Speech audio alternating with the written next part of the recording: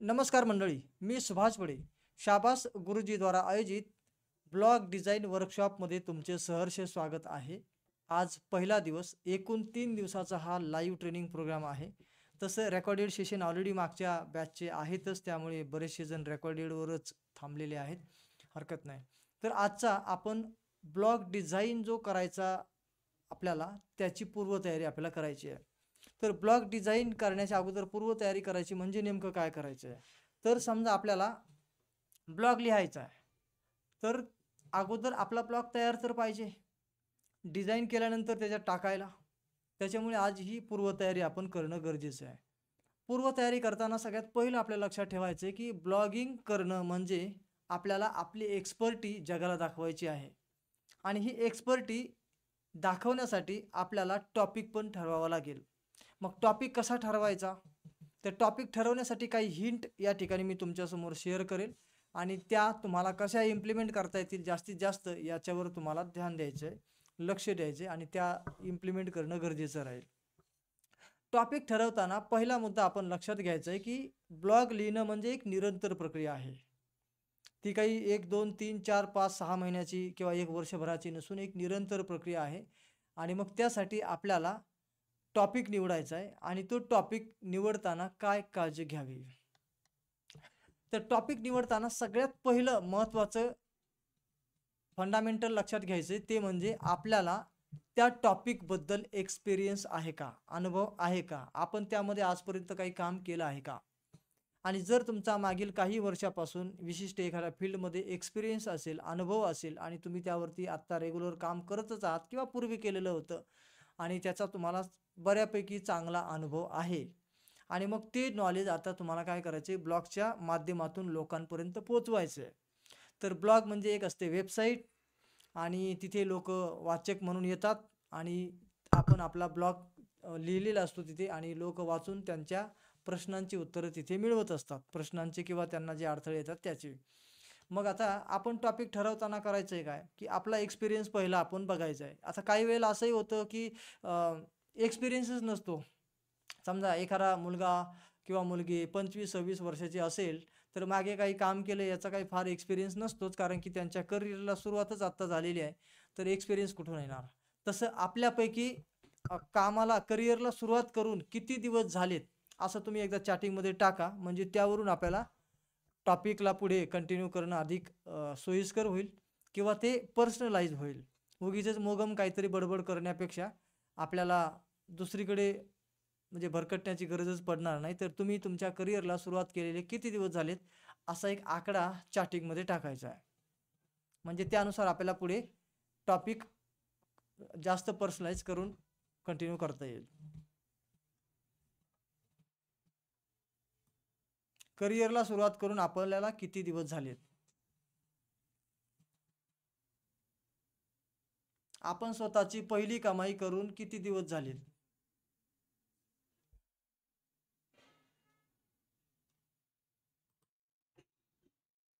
Okay, प्रत्येकाने टाका.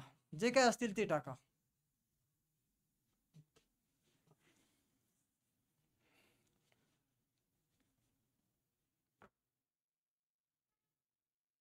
Okay, 3 वर्षापेक्षा कोणी कमी नाही.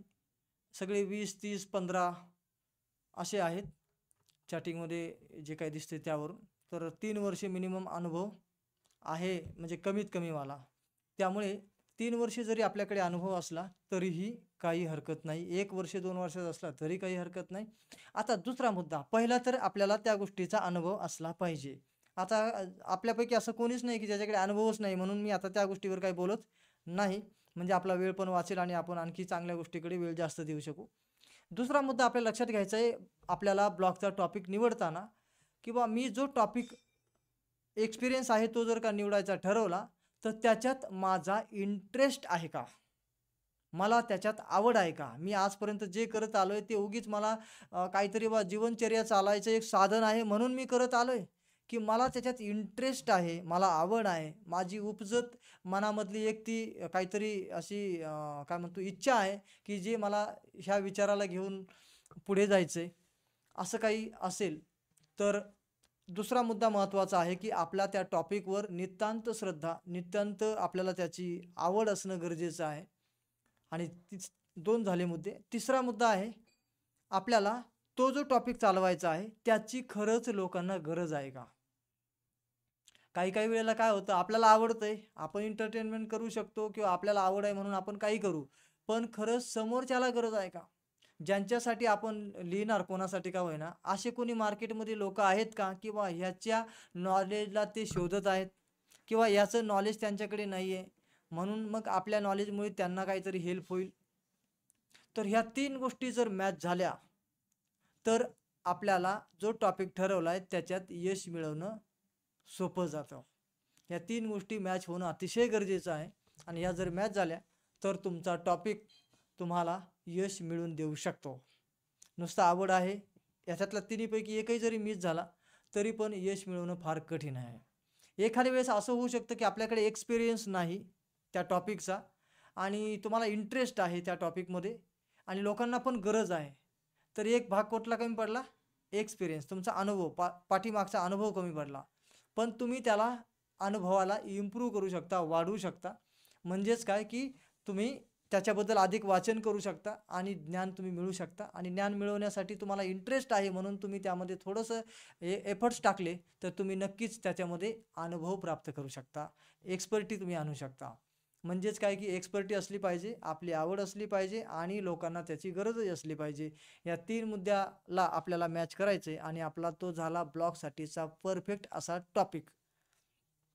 ठीक, तर मग आता हे परफेक्ट टॉपिक समजा आपण या 3 मुद्द्याला गृहीत धरून आपण जर चॉईस केला, तर मग आता चॉईस करण्यासाठी पण काही आणखी हिंट पण देतो, की जसं समजा लोकांना गरज आहे का नाही, हे कसं शोधणार? ह्याच्या पण काही हिंट तुम्हाला सांगतो आणि त्या हिंटनुसार तुम्ही ठरवा, की आपल्या टॉपिकची लोकांना गरज आहे का? किंवा तशा प्रकारचं नॉलेज लोकं शोधतात का? तर हे कसं शोधायचं? तर तुम्ही काय करायचंय, Quora.com अशी एक वेबसाईट आहे. तिथे लोकं प्रश्न विचारतात आणि त्याची उत्तरं मिळवण्याचा तिकडे प्रश्न म्हणजे विचारून तो एक प्लॅटफॉर्मच तसा आहे, की कोणीतरी प्रश्न टाकतात आणि कोणीतरी त्याची उत्तरं देतात. ऐकलं नसेल तुम्ही आजपर्यंत तर त्याची लिंक मी तुम्हाला ग्रुपमध्ये देईल. त्याला तुम्ही ओपन करा आणि तुम्ही जरा वापरून पहा. तर त्याच्यावरती तुम्ही तुमचा जो टॉपिक आहे ना, त्याच्यावर लोकं काय प्रश्न विचारू शकतील, असा एक अंदाज ठरवा आणि तुम्ही तसे प्रश्न त्या कोरावरती टाका आणि तुम्हाला समोरून काय उत्तरं येतात किंवा कोणीतरी ऑलरेडी उत्तरं टाकलेली तिथून तुम्हाला दिसतील, सर्च होऊन मिळतील. तर ते उत्तरं किती रिलायबल आहेत? खरंच आपल्यापेक्षा अधिक चांगले सोयीस्कर त्यांनी उत्तरं दिलेली आहेत का? किंवा आपल्याला असं वाटतंय का, की मी ह्यांच्यापेक्षा अधिक चांगल्या प्रकारे याला समजून सांगू शकलो असतो? तर असं जर तुम्हाला वाटत असेल, तर तुम्ही समजू शकता, की ह्याची मार्केटमध्ये गरज आहे आणि मला त्याचं उत्तर अधिक परफेक्ट लिहिता येतंय हे मला कॉन्फिडन्स आहे. तर तुमचा टॉपिक तुम्ही ठरवू शकता, की हा लोकांना गरजेचा आहे आणि आपण त्याला पुढे कंटिन्यू करायला पाहिजे. आता या सगळ्या गोष्टी आपण का असा मॅच करून बघितल्या पाहिजेत? कारण की याच्यावर एक निरंतर प्रक्रिया आपल्याला करायची आहे. एक वर्ष, 2 वर्ष, 3 वर्ष असं आपण पुढे त्याच्यावर काम करणार. तर मग एवढा मोठा म्हणजे लाँग आपण वेळ त्याच्यावर देणार. लांबीचा प्रवास आपण करणार. तर त्याच्यासाठी अंदाज आधी घेऊनच काम केलेलं आपल्यासाठी फायदेशीर राहील. तर एवढ्या गोष्टी तुम्हाला कळल्या असतील. तर ब्लॉग लिहिताना टॉपिक कसा ठरवावा याच्यासाठी मुख्य मी 3 मुद्दे सांगितले आणि हे तुम्ही लक्षात घेऊनच आपण आपला टॉपिक ठरवायचा आहे. टॉपिक ठरवल्यानंतर पुढची गोष्ट येते. बरं, आता टॉपिक कसा ठरवायचा हे जर समजलं असेल, तर टॉपिक असा एक शब्द तुम्हाला चॅटिंगमध्ये टाकायचा आहे किंवा फक्त टी एवढं तरी टाईप करा. जेणेकरून आपल्याला कळेल की हे 3 मुद्दे कशासाठी महत्त्वाचे आहेत एवढं तुमच्या लक्षात आलं.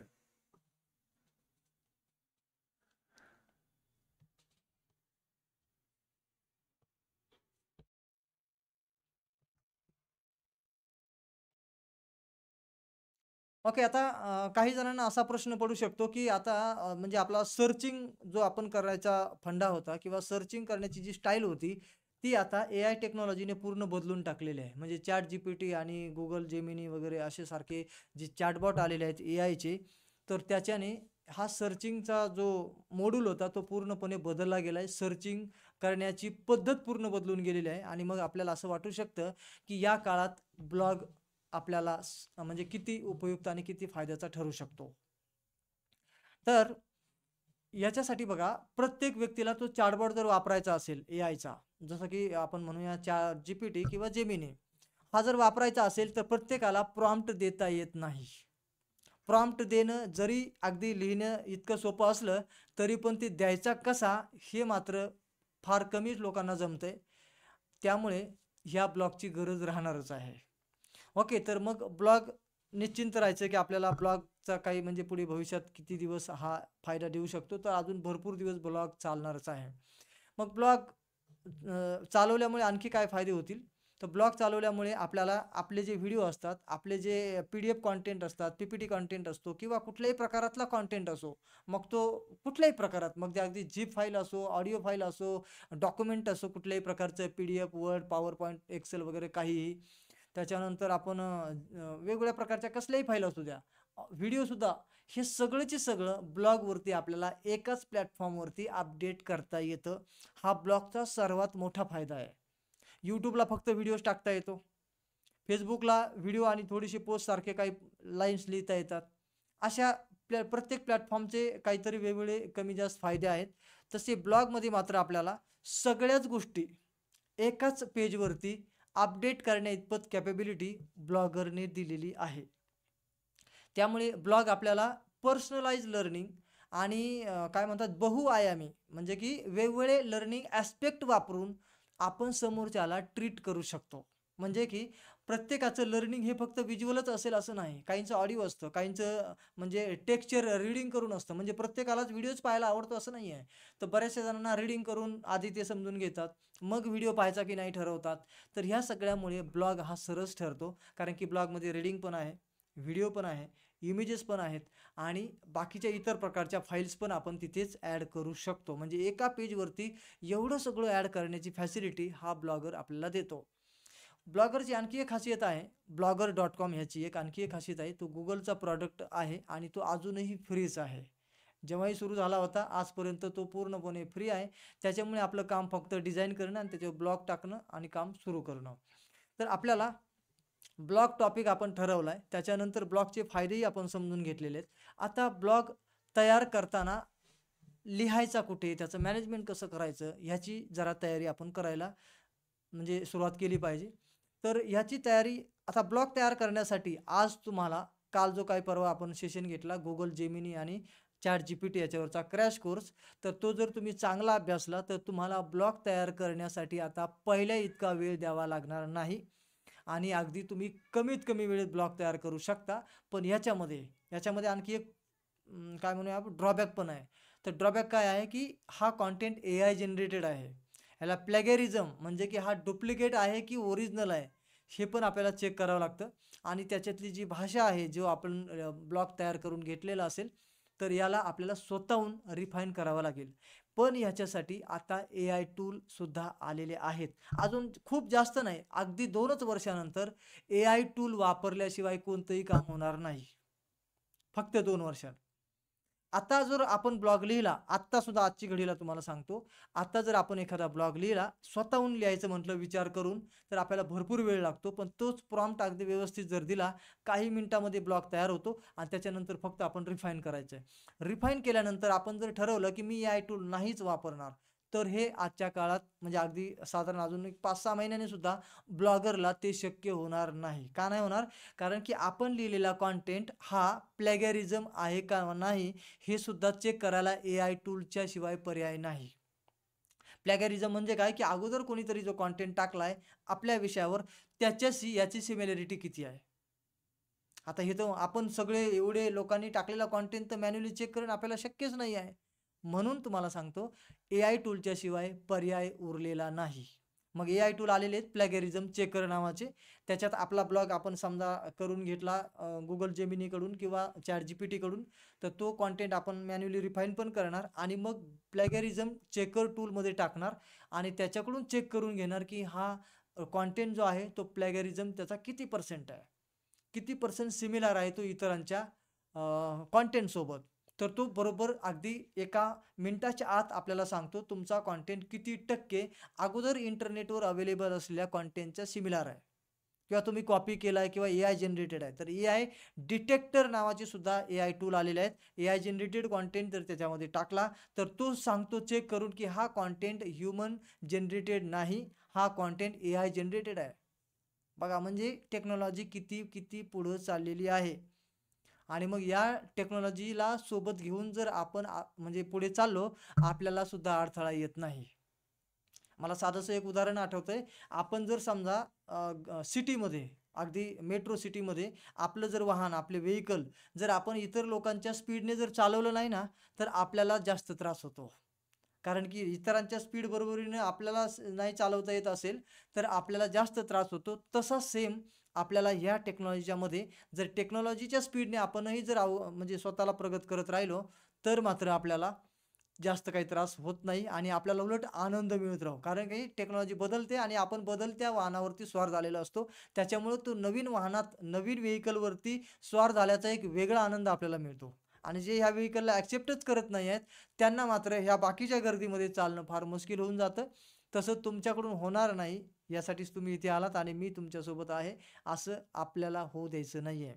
चला तर मग आपण आता पुढे ब्लॉग लिहायचा आहे खरा, तर तो ChatGPTच्या क्रॅश कोर्सच्या माध्यमातून तुम्ही ब्लॉग लिहा. कारण की तो टॉपिक मी इथे घेणार नाही, कारण की त्यासाठी आपला सेपरेट कोर्स आहे. आता आपण फक्त समजून घेऊया, की ब्लॉग आपण तयार केला, कुठल्या का होईना AI टूलच्या माध्यमातून. तो तो ठेवायचा कुठे? त्याला रिफाईन करायचं कुठे? आणि मग यासाठी एक विशिष्ट टूल वापरावं लागेल, ज्याचं नाव आहे Google कीप नोट्स. आपल्यापैकी यापूर्वीच्या बॅचमध्ये जे होते त्यांनी कदाचित ते शिकून घेतलं आहे. परंतु जे नवीन आहेत त्यांनी मात्र याबद्दल काही जाणून घेतलेलं नसेल. तर आपल्याला Google कीप नोट्स हा जो ॲप आहे तो अगदी व्यवस्थित वापरता येणं गरजेचं आहे. कारण की आपण कुठल्याही AIच्या टूलच्या माध्यमातून जर कंटेंट तयार केला, तर तो आपण ऑर्गनाइज कुठे करणार कॉपी करून? तर आपल्या Google कीप नोट्सवरती ठेवणार आणि तिथे त्याला आपण ऑर्गनाइज करणार आणि त्याच्यानंतर आपण त्याला रिफाईन करण्यासाठी तिथे म्हणजे आपण त्याला पाहिजे तसं रिफाईन करू. आपल्याला आपल्या भाषेत तिथे त्याला थोडंसं मॉडिफाय करता येईल वगैरे, वगैरे. तर याच्यासाठी Google कीप नोट्सचा वापर अत्यंत महत्त्वाचा होईल. Google कीप नोट्स एकदा तुम्हाला चांगला वापरता आला, की आणि AI टूल म्हणजे जसं की चॅटबॉट आपण याचा ChatGPTचा किंवा Google जेमिनीचा यापैकी एक वापरता आला, तर ब्लॉगिंग करणं आजच्या काळात फार सोपी गोष्ट झालेली आहे. एक्सपिरियन्स पण फार आता महत्त्वाचा राहिलेला नाही आहे. महत्त्वाचं राहिलेलं आहे, की तुम्हाला AI टूल वापरता येतो का? आणि तुम्हाला लोकांची गरज समजून काम करता येतं का? आता एक्सपिरियन्स तेवढा महत्त्वाचा नाही, कारण की आता AI टूल आला ना. आपण नुसता टॉपिक द्या. एक्सपिरियन्स व्यक्ती असल्यासारखं तो आपल्याला लिहूनच देतोय. पण एक्सपिरियन्स यासाठी गरजेचा आहे, कारण की तो आपल्याला मानवी म्हणजे तो कंटेंट वाटावा याच्यासाठी आपल्याला स्वतः रिफाईन करावं लागेल आणि रिफाईन करायला त्या टॉपिकबद्दल आपल्याला काही माहीतच नसेल, तर आपण रिफाईन कसं करणार? तर रिफाईन करण्या इतपत आपलं नॉलेज जर असेल, तर आपल्याला अडचण नाही. चला तर मग आता इतक्या गोष्टी आपण एक जस्ट पूर्वतयारी म्हणून व्हर्बली चर्चा केली.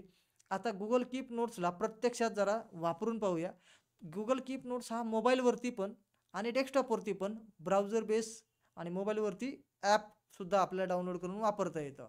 तर या प्रकारे आपल्याला तो जो टूल आहे तो म्हणजे तुम्ही मोबाईलमध्ये जास्त वापरा, जेणेकरून तिथे जो काही कंटेंट तुम्ही कधी पण चालता बोलता व्हॉईस टायपिंगने जर का ब्लॉग टाईप केला, तर ऑटोमॅटिकच तो तुम्हाला डेस्कटॉपवर पण दिसणार आहे.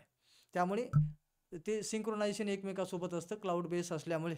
म्हणून आपल्याला Google कीप नोट्स हा मोबाईलमध्ये पण आणि डेस्कटॉपमध्ये पण एका ईमेल आयडीने जर तुम्ही वापरला, तर तुमचं काम सेंट्रलाइज होऊन जातं. म्हणजे तुम्ही काम मोबाईलमध्ये केलं, डेस्कटॉपमध्ये दिसतं, डेस्कटॉपमध्ये केलं तरी पण मोबाईलमध्ये दिसतं. म्हणजे कॉपी पेस्टची झंझट नाही राहत.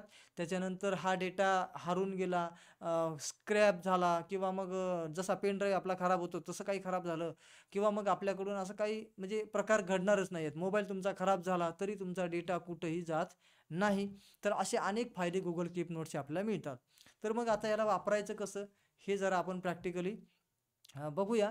तसं तर मी याचा एक डेडिकेटेड व्हिडिओ ऑलरेडी बनवून आपल्या कोर्समध्ये, रेकॉर्डेड कोर्समध्ये ठेवलेलाच आहे. पण आज मी तितकं डिटेल नाही जाणार.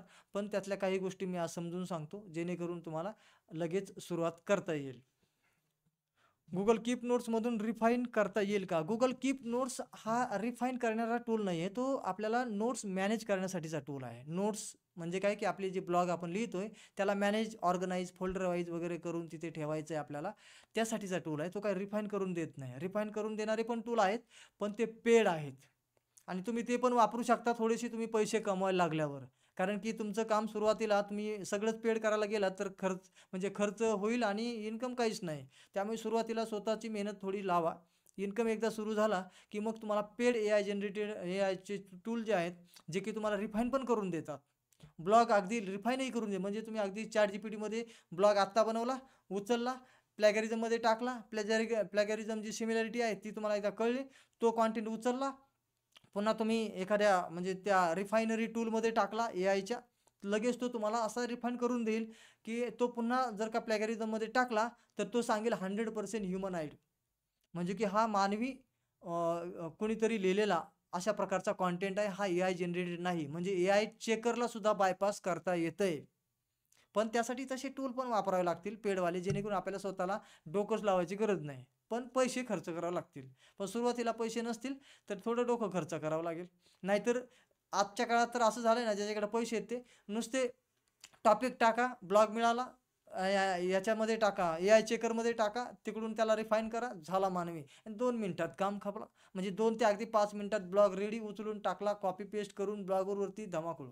तर या प्रकारे सुद्धा लोकं करत आहेत. ज्याच्याकडे पैसे आहेत आणि नॉलेज आहे थोडं एआय टूल वापरायचं, तर त्यांना हे सगळं अगदी आता डोकं लावायचं कामच राहिलं नाही. माणसाचं कामच राहिलं नाही. चला ठीक आहे, आपण आज त्या विषयावर नाही बोलत आहोत. आपण एआय टेक्नॉलॉजीवर दुसरे सेशन घेतो. त्यावेळेला अधिक माहिती तुम्हाला याबद्दल देईल.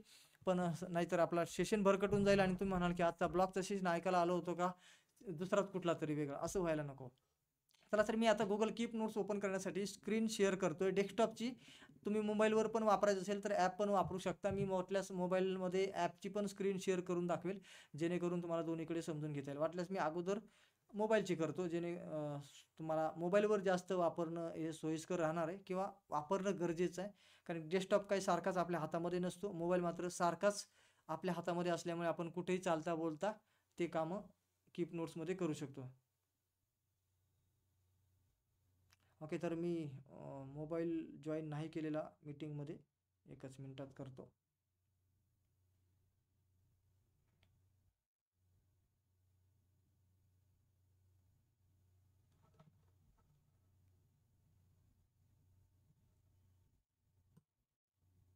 आणि आजच्या सेशनच्या शेवटी तुम्हाला आपला कोर्स रेकॉर्डेड जो आहे तो कुठे बघायचा, कसा बघायचा याविषयीचे ऑलरेडी मी मेसेज ग्रुपमध्ये दिलेलेच होते. जसा तुम्हाला ChatGPT मेसेज ChatGPTच्या ग्रुपमध्ये आला होता, सेम तशा पद्धतीने लॉग इन करून आपल्याला त्याच ठिकाणी हा पण कोर्स दिसतो. म्हणजे जे जे परचेस केलेले कोर्सेस आहेत ते आपल्याला क्लिक करून पाहता येतात. बाकीचे कोर्सेस ओपन होत नाहीत. ठीक, चला तर आता मी स्क्रीन शेअर करतो.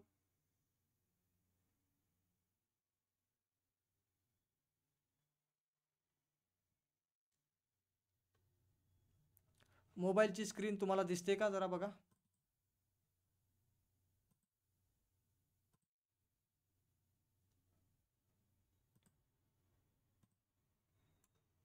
स्क्रीन सीन असा एक त्याचा शॉर्ट फॉर्म तुम्हाला SS असा टाकायचा, जेणेकरून मला कळेल की तुम्हाला स्क्रीनशॉट आपलं स्क्रीन शेअर झालेली दिसत आहे.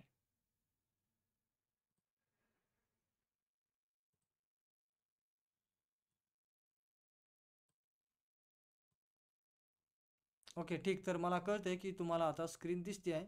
मी कंटिन्यू करतो.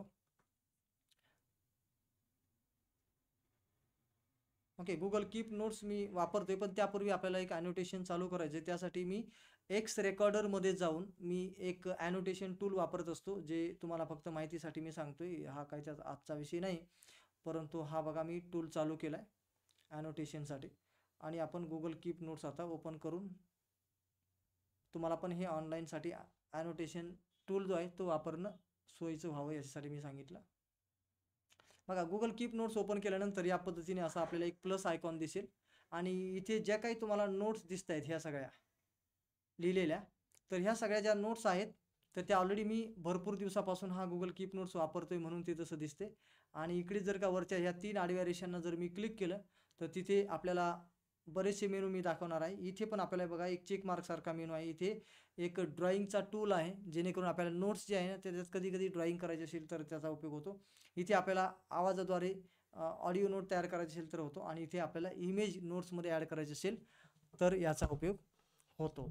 चला तर आता मी काय करतो, ईमेल आय डी माझा चेंज करतो, जेणेकरून हा वापरलेला ईमेल गुगल कीप नोट आहे, त्याच्यामुळे तुम्हाला हे असं दिसतंय. पण नवीन गुगल कीप नोट्स ओपन केल्यावर ते कसं दिसेल, त्याच्यामध्ये कसं हे सगळं करता येतं, त्याच्याबद्दल आपण बोलूया. तर इकडे पहा, इथे जो माझा लोगो दिसतोय शाबास गुरुजीचा, तर तिथे मी क्लिक करणार आहे आता.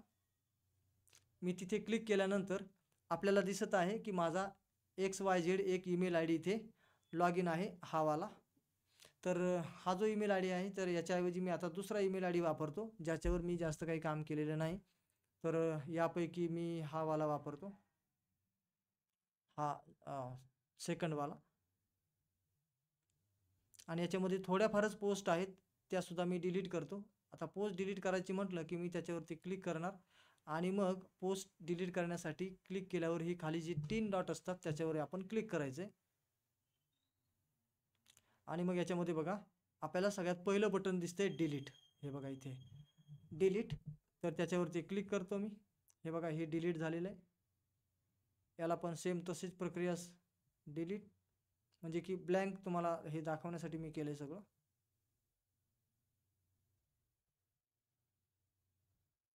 ओके. जेव्हा तुम्ही नवीन गुगल कीप नोट्स, नवीन म्हणजे की पहिल्यांदाच वापरायला सुरू कराल, तेव्हा अशा प्रकारे पूर्ण ब्लँक असेल. सगळ्यात खाली उजव्या कोपऱ्यात प्लसचं बटन आणि काही तुम्हाला बाजूला चिन्ह दिसत आहेत. तर आपण प्लसच्या बटनला क्लिक करून पाहूया. क्लिक केल्यानंतर इथे पहिल्यांदा येते टायटल. इथे आपण काही पण टायटल देऊ शकतो आणि खाली नोट्स जे लिहिले त्याच्यात आपला ब्लॉग आपण लिहू शकतो. तर ब्लॉग लिहिताना आपल्याला इथे जे काही कीबोर्डवरती तुम्हाला दिसेल एक व्हॉइस टायपिंगसाठीचं चिन्ह. कीबोर्डवरती बघा, पी जो अक्षर आहे त्याच्या वरच्या बाजूला आपल्याला एक माईकचं चिन्ह दिसते, त्याला क्लिक केलं तर मी जेवढ्या स्पीडने बोलेल तेवढ्या स्पीडने वरती आपल्याला टाईप पण होईल. म्हणजे तुमच्यापैकी काही जणांनी व्हॉइस टायपिंग करून व्हॉट्सअपवरती मेसेज लिहिले असतील यापूर्वीच, त्यामुळे इथे काही मी जास्त बोलत नाही, परंतु त्यामुळे आपल्याला नोट्स तयार करणं म्हणजेच की ब्लॉग तयार करणं आपल्याला सोपं होतं आहे. जसं की समजा आपल्या डोक्यात कधी पण बसल्या जागी एखादी कल्पना आली, तर पटकन आपण गुगल कीप नोट काढला, तिथे प्लसचं बटन दाबलं आणि अशा प्रकारे नोट्सच्या तिथे कर्सर असतो ऑलरेडी. फक्त आपण काय करायचं आहे, टायपिंग करण्याच्या ऐवजी त्या स्पीकरला क्लिक करायचं आहे, माईकला, आणि आपलं म्हणणं त्याला सांगायचं आहे, तो आपल्याला इथे लिहून देणार. झालं आपलं काम.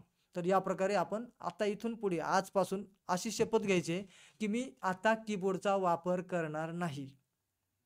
कुठले पण मेसेज तयार करायला मी आता इथून पुढे कंपल्सरी व्हॉइस टायपिंगचाच वापर करणार. अशी तुम्ही शपथ घ्या, म्हणजे काय होणार की तुम्ही जरा टेक्नॉलॉजीला जास्त ॲडॉप्ट करायला सुरू केलंय असं तुम्ही स्वतःला तुमच्या मनाला सांगाल आणि तुमचं मन तुम्हाला अधिक साथ देईल.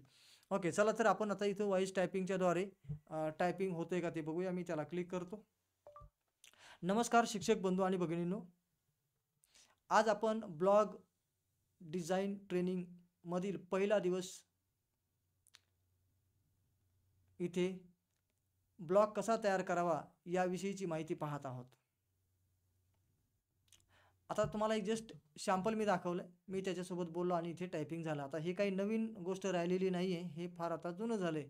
तसं तुम्ही पण करत असणार रोजचे रोज, असं मी समजतोय, पण काही जण करत नसतील म्हणून मी दाखवलं आहे. ओके, चला तर आपला ब्लॉग अशा पद्धतीने आपण त्याला म्हणणं सांगितलं, तो लिहून देणार. आपलं टायपिंग आता मस्त छान पद्धतीने तयार व्हायला लागलं आहे, त्यामुळे हे एक फायदा झाला. आता ब्लॉगमध्ये काय टाईप करायचं हे डोकं वगैरे लावायचं नसेल तर मग ChatGPT, Google जेमिनी वगैरे आपल्यासाठी आहेतच. इथपर्यंत आपल्याला समजलं की ब्लॉग आपण लिहायला सुरू करू शकतो. वरती इथे टायटल वगैरे काहीतरी टाकू शकतो. मी इथे टाकू शकतो फर्स्ट ब्लॉग, किंवा मराठीत लिहूया आपण, माझा पहिला ब्लॉग. ठीक, आता हे टायटल काही आपल्याला पाहिजे ते देता येऊ शकतं. इथे टायटल दिलं आणि आपण आता इथून डायरेक्टली बॅक घेऊया. डायरेक्टली बॅक घेतो म्हणजे गुगल कीप नोट्स मी बंद केला, कुठेही सेव्ह बटन वगैरे क्लिक केलेलं नाही, काही नाही काही नाही. जसं मी बोललो तसंच बॅक आलो. म्हणजे की तुम्ही अगदी ट्रेनमध्ये प्रवास करत असाल किंवा कुठेही अगदी चालता चालता काहीतरी मोबाईलसोबत बोलत चाललेला आहात आणि तुमचं टायपिंग होतंय ना, अचानक काहीतरी गडबड झाली आणि तुमचा मोबाईल, म्हणजे तुम्ही डायरेक्टली स्विच ऑफचं बटन दाबून लगेच डायरेक्ट म्हणजे स्क्रीन ऑफ केली, तरी तुमचा गुगल कीप नोट्सवरचा कॉन्टेंट जिथपर्यंत त्याच्यावर लिहिला गेला आहे तो त्याच्यामध्ये सेव्ह होऊन जातो. म्हणजे अगदी एक अक्षरसुद्धा त्यातलं कमी होणार नाही. चला, मी तुम्हाला त्यासाठी पुन्हा एकदा मी हे ओपन करतो गुगल कीप नोट्स, आणि हे पहा तुमच्यासमोरच तो कॉन्टेंट जागेवरच आहे असं दिसतंय. म्हणजे की हा क्लाउड बेस ॲप आहे. याला ॲटो सेव्ह मोडवरती चालणारा आहे आणि हा मोबाईल जरी माझा आत्ता या क्षणाला अचानक बंद पडला तरी मी दुसऱ्या मोबाईलमध्ये जेव्हा Google कीप नोट्स ओपन करेल सेम ईमेल आय डीने, तेव्हा हा कॉन्टेंट मला तिकडे पण दिसेल. त्यामुळे डेटा गायब होण्याची भीती अजिबात नाही. मी हाच आता कीप नोट जर का आता डेस्कटॉपवरती चालू केला तर सेम हा माझा पहिला ब्लॉगवाला तिकडे पण कॉन्टेंट मला पाहायला भेटेल. म्हणजे की काम केलं एका ठिकाणी दिसतंय सर्व ठिकाणी, अशा पद्धतीने. ठीक, चला चला आता मी हा पहिला ब्लॉग मी बॅक घेतो इथून, ह्या बॅक बटनला क्लिक करून इथून क्लिक केलं. आता अशा प्रकारे हा पहिला ब्लॉग आपण लिहिला. पण आपल्याला ब्लॉग लिहिताना कधी-कधी एखादी इमेजमध्ये ॲड करायची असेल. आता हा काही फायनल ब्लॉग नसतो. हे फक्त काय प्रिपरेशन आहे. खरा ब्लॉग तर आपल्याला तयार करायचा आहे तो थोड्या वेळाने, जो की आपल्याला लोकांना दाखवायचा आहे. हा फक्त पूर्वतयारीचा भाग आहे. बॅकएंडला होणारी तयारी आहे, जी लोकांना दिसत नाही.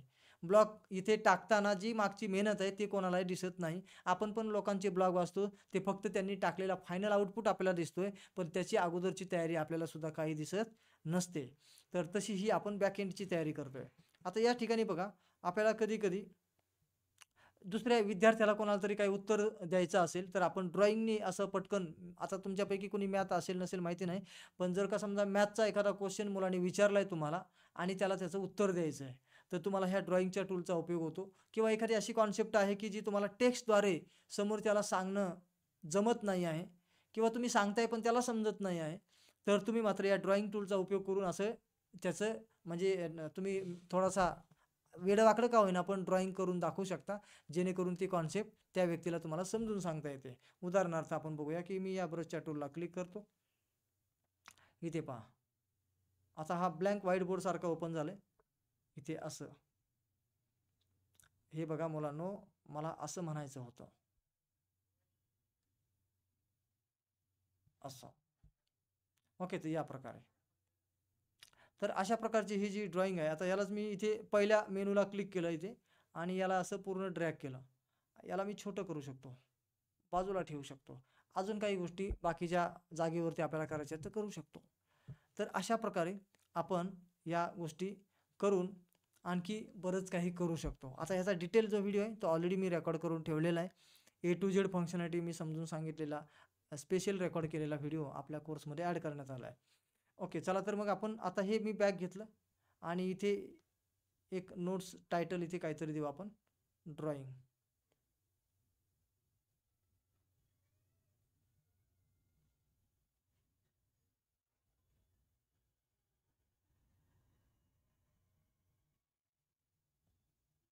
ओके, एक बघा 2 नोट्स तयार झाल्या. तर अशा प्रकारे नोट्स आणखी वाढत जातील.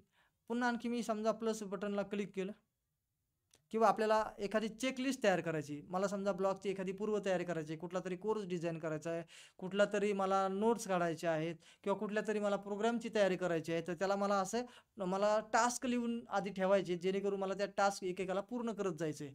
असं जर काही असेल तर मात्र आपण या ठिकाणी हे चेक मार्क जो दिसतोय ना, याच्यावर आपण क्लिक करायचं. जसं की बघा मी क्लिक करतो आणि या ठिकाणी नवीन एक नोट्स ओपन झाली आणि इथे आपण लिहूया टास्क. ओके, आता हे टास्क कशाचे असू शकतात? पर्सनल कामाचे, प्रोफेशनल कामाचे, कशाचे आपण प्लॅन करत असतानाचे टास्क असू शकतात. तर या ठिकाणी समजा आपण उदाहरण घेऊया, की आपण आपल्या घरातला एखादा काहीतरी कार्यक्रम आहे आणि तुम्ही त्या कार्यक्रमासाठी साहित्य बाजारात आणायला गेलात आणि तुम्हाला त्याची यादी घरून तयार करून न्यायची आहे.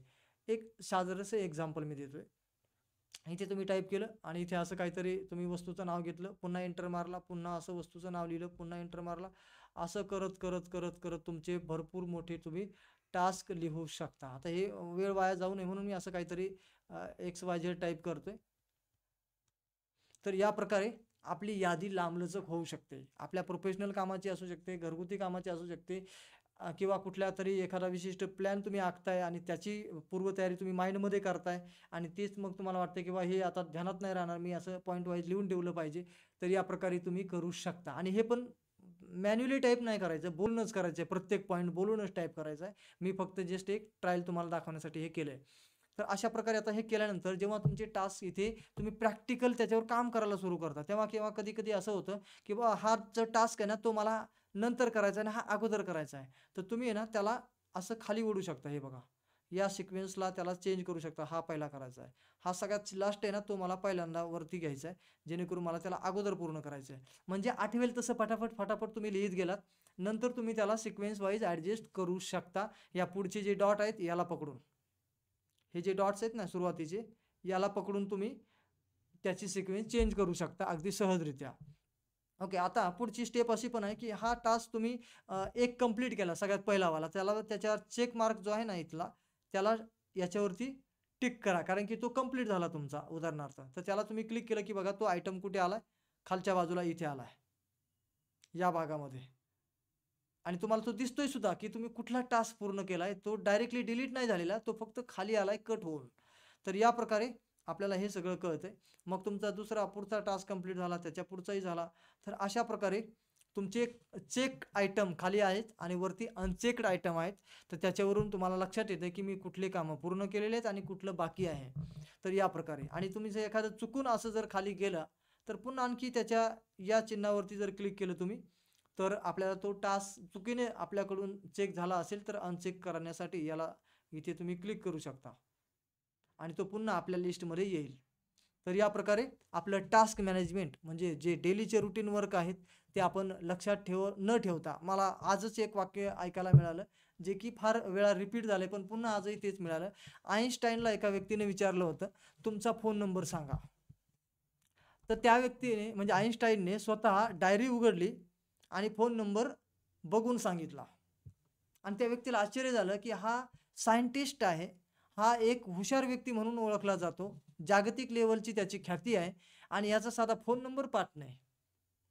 त्याने प्रश्न विचारला चुकून, म्हणजे किंवा रावलं नाही त्याला की सर तुम्ही तुमचा फोन नंबर सुद्धा लक्षात नाही ठेवला, म्हणजे तुम्हाला बघून सांगावा लागला स्वतःचा फोन नंबर.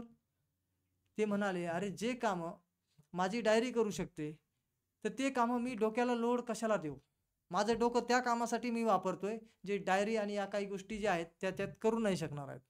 तर त्यामुळे मी ह्या गोष्टीसाठी मी माझं डोकं गुंतून नाही ठेवायला तयार आहे.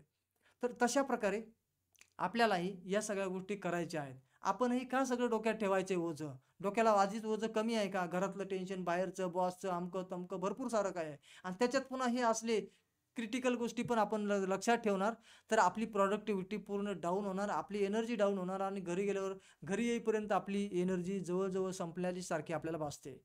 तर त्यामुळे आपल्याला हे सगळ्या गोष्टी फटाफट Google कीप नोटच्याद्वारे इथे आपल्याला बोलून सांगायचं ना त्याला. आणि इथे याला लक्षात ठेवायला लावा, डोक्यात काही फार जास्त लोड द्यायची गरजच नाही आहे. तर अशा प्रकारे हे टास्क वगैरे मॅनेजमेंट तुम्हाला करायचं असेल तर करू शकता. आणि शिवाय आपल्याला याच प्रत्येक नोट्सला रिमाइंडर लावायचा असेल की बा तुमचं काम हे चालू आहे, पण काही वेळाने मध्ये तुम्ही थांबलायत आणि आणखी काही वेळाने काम दुसरं हातात घेतलंय, पुन्हा याच्यावर यायचंय. तर तशा वेळेला आपण दुसऱ्या कामात गेल्यावर हे काम पुन्हा कंटिन्यू करायला आपण कदाचित तिकडेच निघून आणि तिकडेच विसरून जाऊ नयेत. म्हणून आपल्याला रिमाइंडर पण कधी-कधी जर का लावायचे असतील, तर ते सुद्धा लावण्याची सोय इथे आहे. जसं की आपण इथे क्लिक केलं या नोट्सला, कुठली पण नोट्स ओपन केल्यानंतर वरती आपल्याला अशा प्रकारे मेनू दिसतील.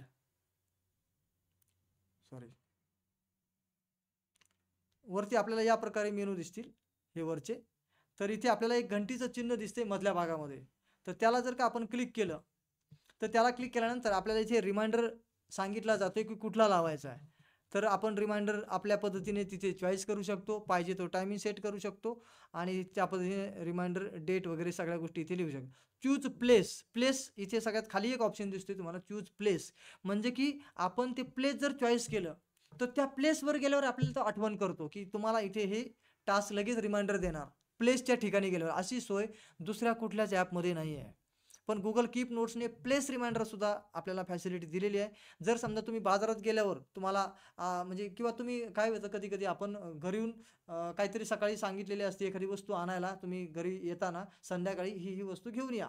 पण होतं काय की तुम्ही किंवा आपण जेव्हा आपल्या कामावरून दिवसभर सगळं उरकून घरी निघतो, तेव्हा खूप आपल्या डोक्यात वेगळेच विचार असतात आणि घरी आल्यावर दरवाजा उघडल्या समोरचं तोंड पाहिलं की आपल्या लक्षात येतं की काहीतरी सकाळी सांगितलं होतं जे राहिलंय. तर असं होऊ नये म्हणून आपण चूज प्लेस असा रिमाइंडर जर लावला आणि टायमिंग सेट केला, तर आपण शाळेतून बाहेर पडल्यावर गाडी जवळ जेव्हा जातो किंवा जे कुठलं तुम्ही लोकेशन चॉईस केलं असेल, त्याच वेळेला तुम्हाला रिमाइंडर देणार की हे तुमचा लगेच तुमचा जो काही डिव्हाइस आहे तो वाजणार आणि तुम्हाला नोटिफिकेशनमध्ये रिमाइंडर कशासाठी लावला गेलाय तो दिसेल. तर ही नोट्स तुम्हाला जी काही असेल त्या रिमाइंडर लावलेली ती तुमच्या समोर येईल. त्याच्यावर क्लिक केलं की तुम्हाला कळेल की हां, हे तर आपण विसरलो होतो. आपला मोबाईल तेवढ्यासाठी पक्का आहे. त्याच्यामुळे डोक्यावर लोड घ्यायची गरज नाही आहे. तर या पद्धतीने प्लेस रिमाइंडर वगैरे तर जरूरच वापरा. लोकेशन ऑन ठेवावे लागेल का? तर लोकेशन तर ऑन आता प्रत्येक मोबाईलचं जवळ-जवळ असतंच आहे आणि तुम्ही म्हणजे ठेवू शकता. ओके. कारण की लोकेशन ऑन ठेवणं Androidने कंपल्सरी यासाठी केलेलं आहे, कारण की तुमचा डिव्हाइस जर हरवला, तर तो शोधायला त्या लोकेशन ऑन असल्यामुळे ते सोपा जातो. ओके. आणि लोकेशन तुमचं कोणी ट्रॅक नाही करू शकत तुमच्या परवानगीशिवाय. हे पण लक्षात ठेवा. कारण की कायदे कानूनचे नियम आणि Googleच्या पॉलिसीज तशा आहेत, की कोणीही कोणाचं लोकेशन विदाऊट परवानगी हेरेगिरी करू शकत नाही. ती हेरेगिरी करण्याची परवानगी फक्त सायबर क्राईम डिपार्टमेंटलाच असते. सायबर क्राईम म्हणजे आपण ज्याला म्हणूया पोलीस डिपार्टमेंटला असते. गुन्हेगारी जे शोध पथक असतात त्यांना परवानगी असते. ती पण कोर्टातून परवानगी आणावी लागते. तेव्हा त्यांना ते लोकेशन गुन्हेगारांचे ट्रॅक करता येतात.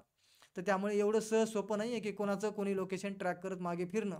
त्यामुळे निश्चिंत राहायचं आहे. Googleच्या पॉलिसी पण तशा आहेत. त्याच्यामुळे कुठल्याही प्रकारचे Google लोकेशन ट्रॅकिंग जे ॲप आहे त्याला परवानगी मिळत नाही आणि विदाऊट परवानगी कोणाचंही लोकेशन आपण ट्रॅक करू शकत नाही. असं झालं असतं तर कोणी पण हेरगिरी करत कोणाच्याही मागे फिरून खूप दुर्घटना घडल्या असत्या. पण तसं पॉलिसी म्हणजे हो दे म्हणजे तशी पॉलिसीच बनवलेली आहे. कारण की माणसाचे स्वतःचे पण काही हक्क अबाधित राहिले पाहिजेत, प्रायव्हसी अबाधित राहिली पाहिजे. तर त्यासाठी त्या पॉलिसी Googleने सुद्धा तशा बनवून ठेवलेल्या आहेत. आणि त्याला कायद्याचं पण बंधन आहे किंवा कोणाची प्रायव्हसी तुम्हाला हिरावून घेता नाही येणार. चला तर आपण येथपर्यंत आपण पोहोचलेलो आहोत आणि या पद्धतीने आपल्याला नोट्स वगैरे तयार करणं. तर हे नोट्स फक्त ब्लॉगसाठीच नसून इतर बाकीच्या कामासाठी सुद्धा आपल्याला वापरता येऊ शकतं. ड्रॉइंग करून लोकांना समजून सांगू शकता येतं. टास्क वगैरे लिहिता येतो आणि आपल्याला प्राधान्याने वापरायचं आहे ते आपल्या ब्लॉगसाठीच. पण तरीही त्याचे साईड इतर जे फायदे आहेत आपल्या वैयक्तिक रोजच्या जीवनात ते सुद्धा मी तुम्हाला मुद्दामहून इथे सांगितलेत. कारण की ॲप तेच आहे, फंक्शन तेच आहेत. ब्लॉगसाठी ते सगळं वापरायचं आहे. मग बाकीचे इतर कामं होत आहेत तर होऊ द्या ना. तर या सगळ्यासाठी Google कीप नोट्स आजपासून वापरायला सुरू करा. तुम्हाला डायरीसोबत ठेवायची गरज नाही लागणार आणि शिवाय तुमचा मोबाईल वगैरे बिघडला, खराब झाला, तरी तुम्ही दुसरा जेव्हा मोबाईल ऑन कराल आणि या सेम ईमेल आयडीने Google कीप नोट वापराल, तेव्हा तुम्हाला हा सगळा पूर्ण डेटा तिकडे वापरायला मिळेल. तर हा सगळा डेटा कुठे सेव्ह होतो? तर तुमच्या Google ड्राईव्हवरती सेव्ह होत असतो. त्यामुळे तुमचा Google ड्राईव्ह, Gmail आयडी हा एकदम पूर्णपणे सिक्युअर असला पाहिजे. तर त्यासाठी तुम्हाला कधीतरी एखाद्या सेशनमध्ये तो Gmail आयडी कसा सिक्युअर करायचा याबद्दल आपण कधीतरी बोलूयात. पण या पद्धतीने आपल्याला आज Google कीप नोट्सच्या बद्दलची मी पूर्ण माहिती दिलेली आहे आणि याच्यामुळे आपल्याला ब्लॉगची पूर्वतयारी, बॅकएंडला जी तयारी होते, जी आपल्याला कधीच नजरेसमोर दिसत नाही लोकांची, ती आपल्याला इथे करायला मी आज टूल शिकवलाय आणि ब्लॉग कसा लिहायचा आहे, टॉपिक कसा चूज करायचा, या सगळ्या इत्थंभूत माहितीबद्दल आज आपण चर्चा केलेली आहे. आता पुढचा टॉपिक असणार आहे प्रत्यक्ष ब्लॉग कसा तयार करायचा. पण तत्पूर्वी आपण हेच जे आहे, जे मी आता मोबाईलवर वापरलं, हेच डेस्कटॉपवर वापरण्याची छोटीशी झलक मी दाखवतो. पूर्ण काही दाखवत नाही. कारण की हेच फंक्शन तिथे पण आहेत. त्यामुळे डबल वेळ वाया घालवायची गरज नाही.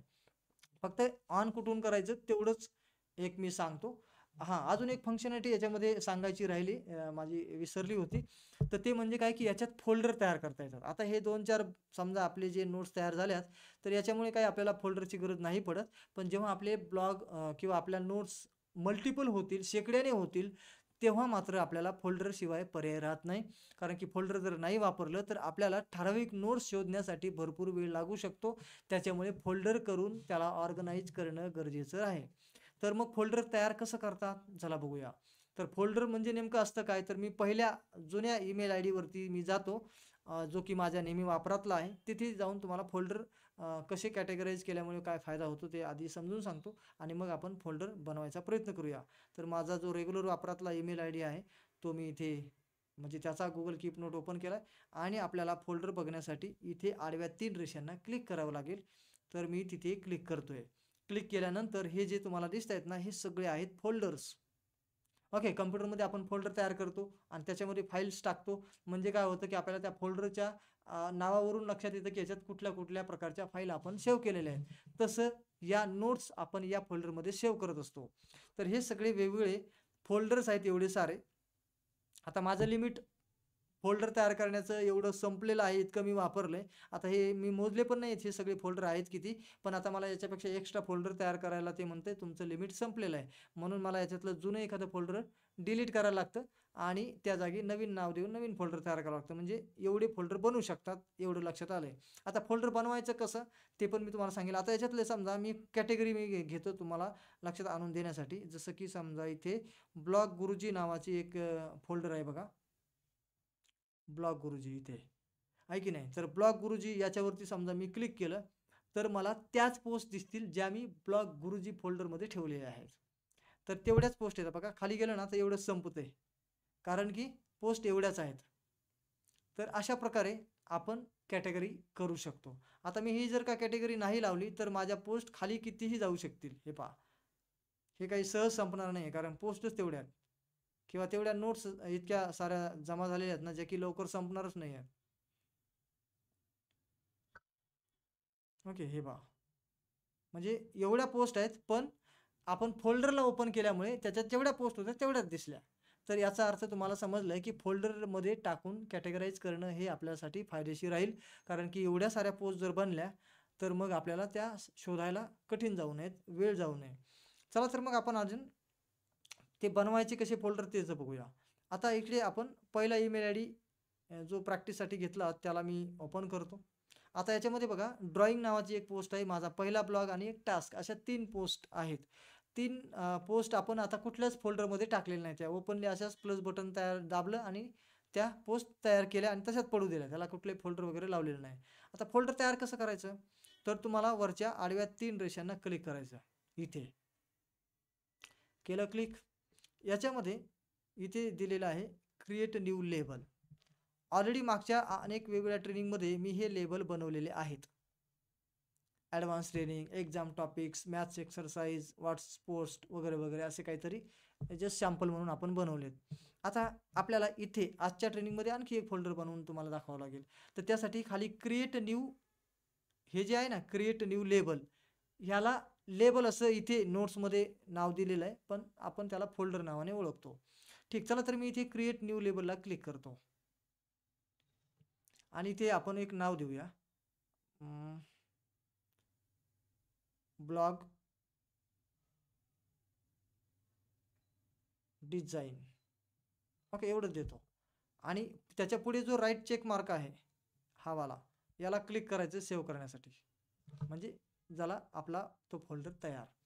आता ऑलरेडी पोस्ट आहेत आपल्या ह्या 3, त्याच्यापैकी समजा माझा पहिला ब्लॉग, हा ब्लॉग डिझाईन ह्या फोल्डरमध्ये मला ह्या पोस्टला ॲड करायचं किंवा ह्या नोट्सला मला ॲड करायचं. कसं करणार? तर इथे कुठे जस्ट कर्सर ठेवा, त्याला एंटर मारा. आता तुम्हाला कर्सर इथे खालच्या लाईनला दिसतोय, इथे फक्त हॅश टाईप करायचं आहे. हॅश असं मी जसं टाईप केलं तसं ऑटोमॅटिकच माझ्याकडे जेवढे फोल्डर्स तयार आहेत तेवढे इथे एका लाईनमध्ये दिसत आहेत. म्हणजे त्या फोल्डरची लिस्ट आपल्याला समोर आलेली दिसते. तर यापैकी मला कुठल्या फोल्डरमध्ये टाकायचं तर ब्लॉग डिझाईनवरती मी क्लिक करतो आणि बघा ते निळ्या कलरचं अक्षर तिथे आलेलं आहे आणि त्याच्या खाली इथे पण तुम्हाला एक नवीन आलेलं दिसतंय, हे वाला हे आहे. हे आपल्याला दाखवतंय की ही पोस्ट कुठल्या फोल्डरमध्ये सध्या आहे. आता याला या एका नोट्सला मी मल्टिपल फोल्डरमध्ये पण ॲड करू शकतो. उदाहरणार्थ अजून एकदा मी इथे कर्सर ठेवतो आणि एंटर मारतो. पुन्हा एकदा हॅश ओके आलेलं आहे ऑलरेडी. तर इथे मी एक्झाम टॉपिक्स काय घेऊया, इथे व्हॉट्स पोस्टला घेतो. तर बघा आणखी एक या ठिकाणी आपल्याला दिसते की हे एक लेबल आणि हे 2 लेबल इथे लागलेले आहेत, म्हणजे की 2 फोल्डर लागलेले आहेत. तर या पद्धतीने आपल्याला कळतंय की आपण फोल्डर या पद्धतीने ॲड करू शकतो. आता हा झाला एक प्रकार की आपण अगोदर पोस्ट लिहिली नंतर फोल्डरमध्ये टाकली. पण कधी कधी आपण वाईस वर्सा पण करू शकतो की अगोदर डायरेक्टली पोस्ट लिहितानाच त्या फोल्डरमध्ये टाकू शकतो. कशी टाकू शकतो ते पण पहा. आता आपण फोल्डरला क्लिक करण्यासाठी आडव्या 3 रेषांना क्लिक केलं आणि याच्यात आपण येऊ आणि ब्लॉग डिझाईन समजा याला मी क्लिक करतो. ऑटोमॅटिकच काय झाले, ब्लॉग डिझाईन ह्या लेबलमध्ये असलेली एक पोस्ट आहे म्हणून ती एक दिसते आणि पुन्हा त्याच फोल्डरमध्ये आपल्याला नवीन पोस्ट तयार करायची म्हणून आपण काहीच करायची गरज नाही. फक्त ह्या प्लसच्या बटनला क्लिक करून नवीन पोस्ट लिहायला सुरुवात करायची. आता ऑटोमॅटिक त्या फोल्डरमध्ये काय येते, कारण की इथे वरती टायटल आहे ब्लॉग डिझाईन, कारण की आपण अगोदरच नोट्स ओपन करताना फोल्डरमध्ये गेलो डायरेक्टली इथे आणि त्याच्यावर टच केलंय, मग आपण प्लसच्या बटनला क्लिक केलंय, म्हणून ती पोस्ट याच्यामध्ये ऑटोमॅटिक येते.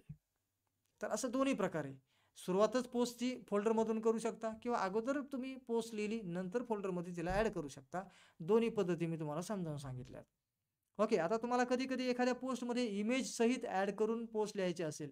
पोस्ट म्हणून म्हणजे समजा आपण दुसरं काही पण ब्लॉग लिहितोय आणि त्यासोबत तुम्हाला एखादी इमेज पण तिथे रेफरन्सला ठेवायची आहे. तर कशी ठेवणार? जस्ट मी इथे बघा प्लसच्या बटनला क्लिक करतो नवीन पोस्ट तयार करण्यासाठी आणि इथे समजा तुम्हाला नोट तर लिहायची आहे, पण त्याला एक रेफरन्सला इमेज तुम्हाला पाहिजे आहे. तर मग कशी ॲड करणार इमेज ते पहा. तर इकडे प्लसचं हे बटन आपण क्लिक करूया. आणि याच्यामध्ये बघा आपल्याला दिसते ॲड इमेज, ड्रॉइंग, रेकॉर्डिंग वगैरे वगैरे. तर आपण तिथं बाकीचे ऑप्शन वापरून पाहिलेले आहेत. रेकॉर्डिंग नाही पाहिला, टिक बॉक्स पाहिलेला आहे, ड्रॉइंग पाहिलेला आहे, रेकॉर्डिंग नाही पाहणार आहोत आपण, ते तुम्ही नंतर पहा. आणि आता image, take photo. Take photo म्हणजे की डायरेक्टली तुम्ही कुठेतरी टूर करत आहात मुलांसोबत, सहलीला गेलेला आहात आणि डायरेक्टली तिथे तुम्ही टच करू शकता टेक फोटोला आणि लाईव्ह फोटो तुम्ही खेचून लगेच गुगल कीप नोट्समध्ये तो कॅप्चर होईल आणि तुम्ही त्याच्या खाली एक जस्ट चालता चालता काही पण हेडलाईन लिहू शकता रेफरन्ससाठी की हा फोटो कुठे खेचलेला आहे आणि त्या पद्धतीने म्हणजे जेणेकरून तुम्ही घरी आल्यानंतर एक पिकनिक पूर्ण झाल्यावर 4-8 दिवसांनी निवांत तुम्ही ह्या पिकनिकचा एखादा ब्लॉग तयार करू शकाल किंवा व्हिडिओ बनवू शकाल. त्यासाठी आपण फोटो तर काढतो, पण हा फोटो कुठला होता हे नंतर लक्षात नाही राहत ना, कारण की फोटो असंख्य आपल्याकडून काढले जातात वेगवेगळ्या स्पॉटवरती कुठे पण. मग ते घरी येईपर्यंत एवढं डोक्यात थोडी ना राहणार, कारण सगळे नवीन ठिकाणं वगैरे असतात. त्यामुळे सगळेच फोटो कुठे काढलेत काही वेळेला लक्षात नाही राहत. तर त्यासाठी टेक फोटो क्लिक केलं, कॅप्चर केला फोटो, इथे फोटो येणार आणि खाली लगेच व्हॉईस टायपिंगने तुम्ही 1-2 चालता बोलता तुम्ही एखादं सेंटेन्स बोललात की लगेच ते तिथे सेव्ह होऊन जाते या प्रकारे. पण आता सध्या आपल्याला टेक फोटोच्या ऐवजी इमेजचा वापर करायचा आहे, जेणेकरून आपल्याला गॅलरीतली इमेज इथे घेता यावी. तर या प्रकारे आपण डायरेक्ट येतो गॅलरीमध्ये आणि या ठिकाणी आपण अल्बममध्ये येऊ शकतो आणि इथून एखादं डायरेक्टली इमेज आपण कॅप्चर करूया. ॲड आली इमेज, ही झाली तुमच्या रेफरन्ससाठीची असलेली इमेज आणि खाली तुम्हाला माहिती लिहायची असेल जी मी अगोदर सांगितल्याप्रमाणे व्हॉईस टायपिंगने तुम्ही टायपिंग करू शकता. तर अशा प्रकारे हे भरपूर काही आपल्याला कामात येणारा ॲप आहे. याच्याशिवाय अजून एक मुद्दा सांगायचा राहिला जो की नवीन याच्यामध्ये आलेला आहे. जसं की समजा मी याच्यावरती क्लिक केलं तर इथे आपल्याला कीबोर्डचा इथे एचं एक चिन्ह दिसते पहा, ए आणि त्याच्या खाली असलेली रेषा. तर जस्ट आपण काय करूया एखादा अक्षर मी शिक्षक नमस्कार हा शब्द मी क्लिक केला म्हणजे सिलेक्ट केलाय आणि एच्या बटनला क्लिक करतो पहा आणि इथे आपल्याला काही फॉर्मॅटिंग करायला संधी मिळते. जसं की H1ला जर मी क्लिक केलं तर ते मोठं होतंय, छोटं होतंय. बोल्ड बोल्ड केलं आपण बघा नमस्कार, इटॅलिक पण करू शकतो, अंडरलाईन पण करू शकतो. तर या प्रकारे आपण थोडंफार फॉर्मॅटिंग पण करू शकतो. फार जास्त ऑप्शन नाही आहेत, पण थोडेफार आहेत. तर गरज असल्यास याचा देखील आपण वापर करू शकतो. जेणेकरून आपली नोट्स थोडी वाचायला आपल्याला अधिक रुचकर वाटेल याच्यासाठी. तर अशा पद्धतीने आपल्याला ब्लॉगची पूर्ण पूर्वतयारी करता येईल. चला तर मी आता हे सगळे फंक्शनॅलिटी समजून सांगितल्यात मोबाईलमध्ये. आता जस्ट फक्त डेस्कटॉपच्या स्क्रीनवर आपण हेच पाहूया की कसं आपल्याला मोबाईलवरती वापरल्यासारखं डेस्कटॉपवरती पण हे वापरता येईल. बस याच्यापेक्षा वेगळं आपल्याला जास्त काही याच्यावर बोलण्याची गरज राहिलेली नाही आता. तर मी डेस्कटॉपची एकदा स्क्रीन शेअर करतो.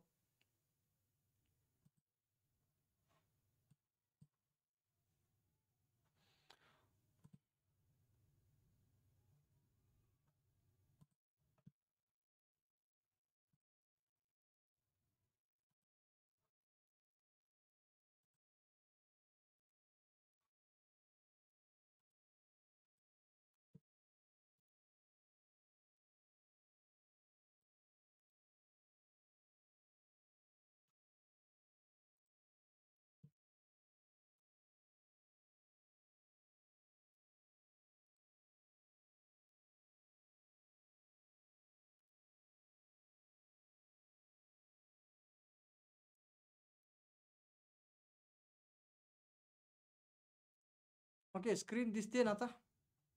डेस्कटॉपची स्क्रीन तुम्हाला दिसत असेल तर स्क्रीन सीनचा शॉर्ट फॉर्म SS एकदा टाईप करा म्हणजे खात्री होईल आणि मग आपल्याला पुढे कंटिन्यू करता येईल.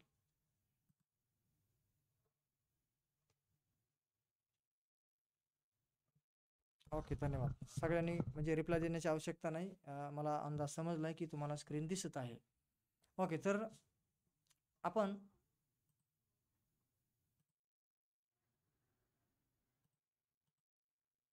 Okay, Google keep notes open करण्यासाठी आपण गुगल क्रोमचा ब्राउझर ओपन करायचा आहे आणि इथे 9 डॉटला क्लिक केल्यानंतर हे जे काही ॲप्स आपल्याला दिसतात याच्यामध्येच आपल्याला दिसेल गुगल कीप नोट्स. हा आहे कीप, याचं कीप असं नाव आहे.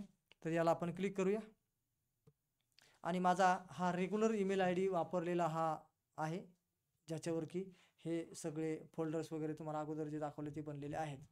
आता या पद्धतीने आपल्याला हे सगळं करायचे आणि इथे टेक नोट्स असं लिहिलेलं असतं त्याच्या आणि इथे चेक मार्क असतो, इथे ड्रॉइंग आहे आणि इथे इमेज आहे. इथे वॉइस टायपिंगचा ऑप्शन नाही आहे.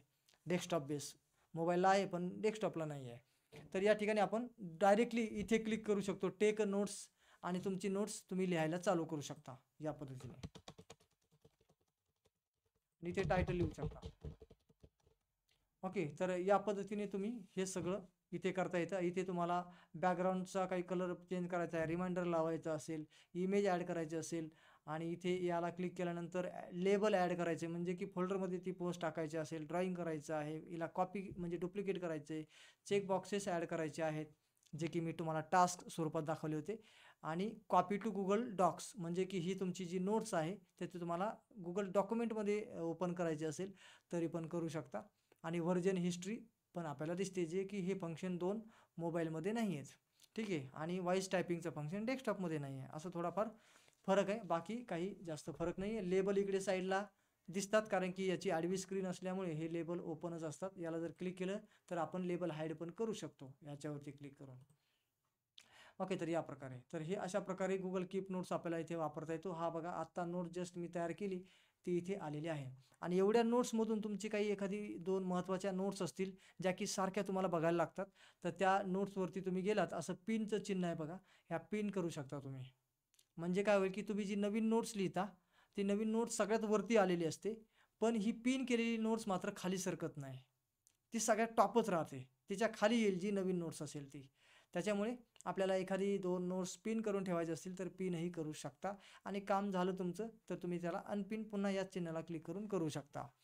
तर या प्रकारे गुगल कीप नोट्स आपल्याला डेस्कटॉपवरती वापरता येतो. आता पुढचा महत्त्वाचा मुद्दा आहे की आपल्याला स्वतःचा ब्लॉग आता तयार करायचा आहे या मिनिटाला.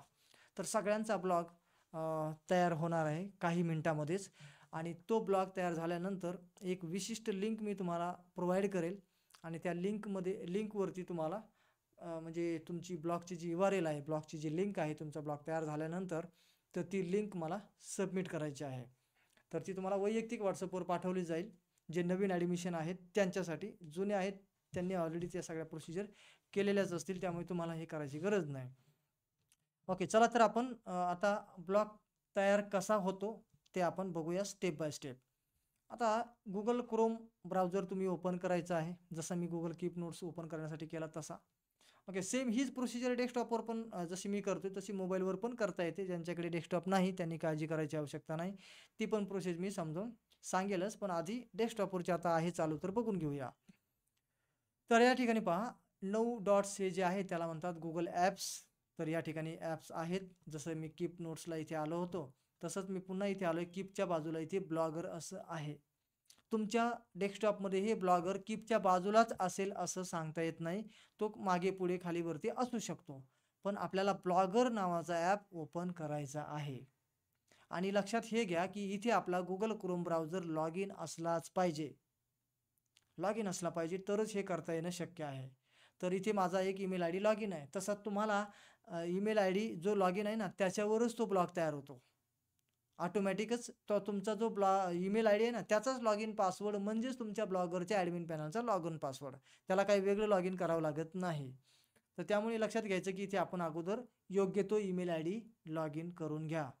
ओके, काही वेळेस काय होतं आपण 2-2 वेगवेगळे ईमेल आय डी वापरतो. एक प्रोफेशनल कामासाठी आणि एक पर्सनल कामासाठी. तर त्यामुळे तुम्हाला हा ब्लॉग जो आहे तो कुठल्या ईमेल आय डीवरती म्हणजे सुरू करायचा आहे ते इथून त्याची सुरुवात होते की हा कुठला ईमेल आय डी इथे लॉग इन आहे. तर त्याच ईमेल आय डीवरती तुमचा ब्लॉग तयार होत असतो. तर या ठिकाणी आपण पुन्हा एकदा 9 डॉटला क्लिक करूया आणि आपण आता ब्लॉगर या ॲपवरती क्लिक करूया. ब्लॉगर ॲपवरती जसं मी क्लिक केलंय तसं ऑटोमॅटिकच माझ्याकडे असं काहीतरी आलंय, पण तुमच्याकडे असं नाही येणार. तुमच्याकडे काय येईल ते मी सांगतो. तुमच्याकडे असं येईल. हे पूर्ण मागचं म्हणजे त्याला सगळं निग्लेक्ट करा किंवा इग्नोर करा.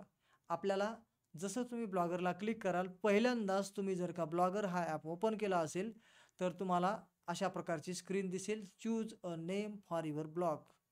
तर याला तुम्हाला ब्लॉगचं टायटल टाकायचं आहे. तर ब्लॉगचं टायटल जे आहे ना, ते तुम्ही काहीही टाकू शकता आत्ता. नंतर ते पाहिजे तेव्हा बदलूही शकता. असं नाही की एकदा टाकलं म्हणजे गेलं. तर तुम्ही टायटल टाकू शकता. टायटल टाकल्यानंतर पुन्हा ते चेंज पण करू शकता. तर या ठिकाणी तुम्ही टायटल हवं ते द्या. आता माझ्याकडे ऑलरेडी बरेचसे प्रत्येक ट्रेनिंगमध्ये ब्लॉग सारखे तयार झालेत. त्याच्यामुळे मी हे पुन्हा नवीन ब्लॉग तयार न करता मी ऑलरेडी जुन्यातला एक वापरतो, जो की टेस्टिंगसाठी आहे असा. ओके, मॅट्रिक्सला मी पुढे घेतो. तर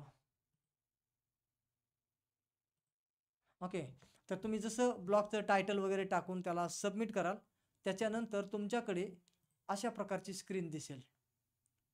तर तुम्हाला जसं तुम्ही टायटल टाकलत ना, तर त्याच्यानंतर आणखी एक तुमच्याकडे स्क्रीन पुढची येईल, ती म्हणजे ही. इथे blogspot.com हे असं लिहिलेलं असेल आणि त्याच्या पुढे तुम्हाला इथे एक शब्द टाईप करावा लागतो आणि हीच असते तुमच्या ब्लॉगची लिंक.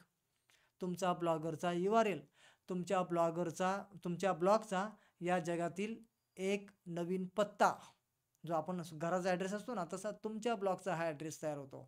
इथे लिहिलेलंच आहे वरती ब्लॉग ॲड्रेस. तर इथे तुम्हाला जो शब्द टाकायचा आहे तो तुम्ही टाका. तो शब्द शक्यतो तुमच्या ब्लॉगच्या टॉपिकच्या जुळता असेल तर फार भारी होईल. त्याने तुम्हाला रँकिंगला फायदा होतो. ओके, ते अगोदरचं जे टायटल आहे ते पण म्हणजे आपल्या ब्लॉगला शोभेल असं असलं तर चांगलंच आहे. आणि इथे पण आपल्याला हे जे टाकणार आहोत blogspot.comच्या अगोदर, तर इथे मी काय टाकलंय, ॲबॅकस भाई. तुम्ही तुमच्या म्हणजे ॲबॅकस विषयी मी ब्लॉग जर लिहिणार असेल तर असं टायटल ते साजेसं राहील. आता तुम्ही तुमचा टॉपिक काय असेल त्याला साजेसं असं एखादं इथे नाव टाकायचं. पण काही वेळेला काय होतं, जसं की उदाहरण मी दाखवतो.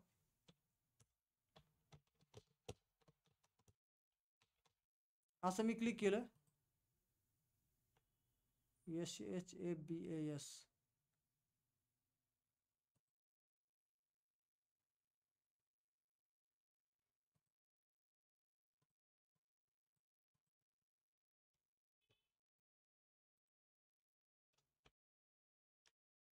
आपण घेऊया इथे.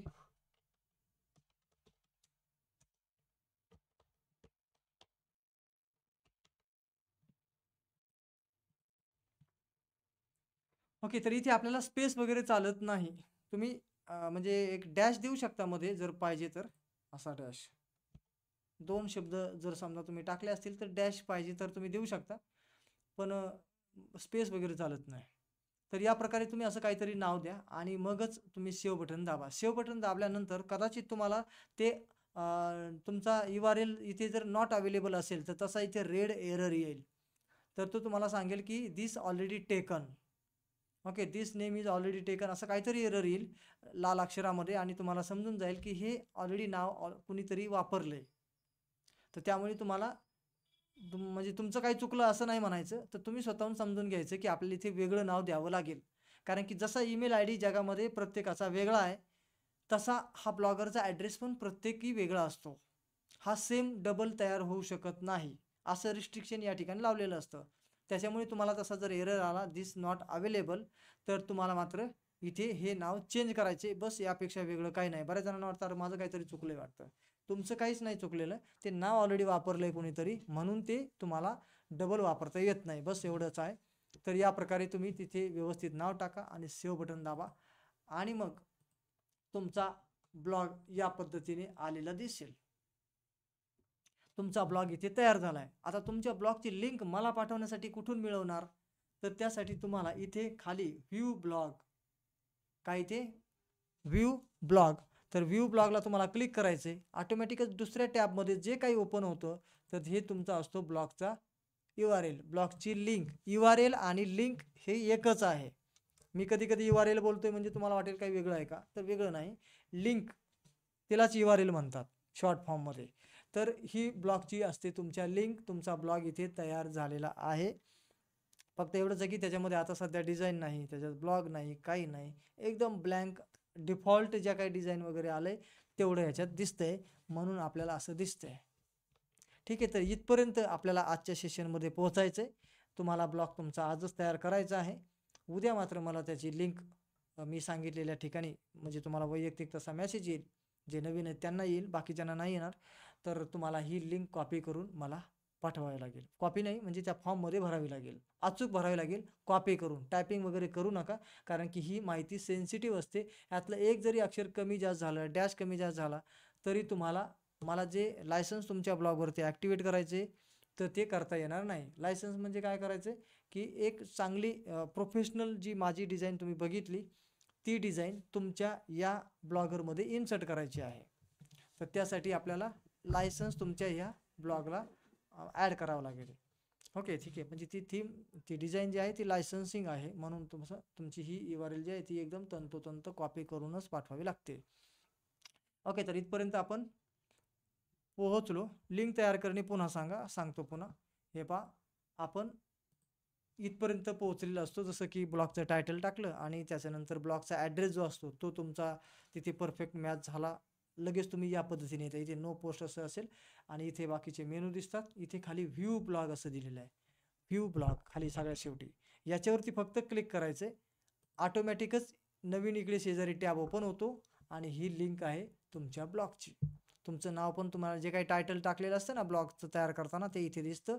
आणि ब्लॉगमध्ये पण ते blogspot.comच्या अगोदर जो शब्द दिलेला होता ना तुम्ही, तो इथे आलेला असेल. तर ही तुमची लिंक तयार झालेली असते. हे blogspot.com हे आपल्याला आत्ताच काढता नाही येणार. हे जर काढायचं असेल आपल्यापैकी कोणाला, तर तुम्हाला काय करावं लागेल, स्वतः एक डोमेन विकत घ्यावं लागेल. जसं की समजा abacusbhai.com हे blogspot.com हे मधलं काढून टाकायचं तुम्हाला. तर मग तुम्हाला abacusbhai.com असं डायरेक्ट पाहिजे असेल तर एक .com abacusbhai.com नावाचं डोमेन विकत घ्यावं लागेल आणि ते याला अटॅच करावं लागेल. अटॅच करण्याची सुविधा आम्ही तुमच्यासाठी बोनसमध्ये दिलेली आहे, त्यामुळे त्याचा एक्स्ट्रा कुठलाही चार्ज घेतला जाणार नाही.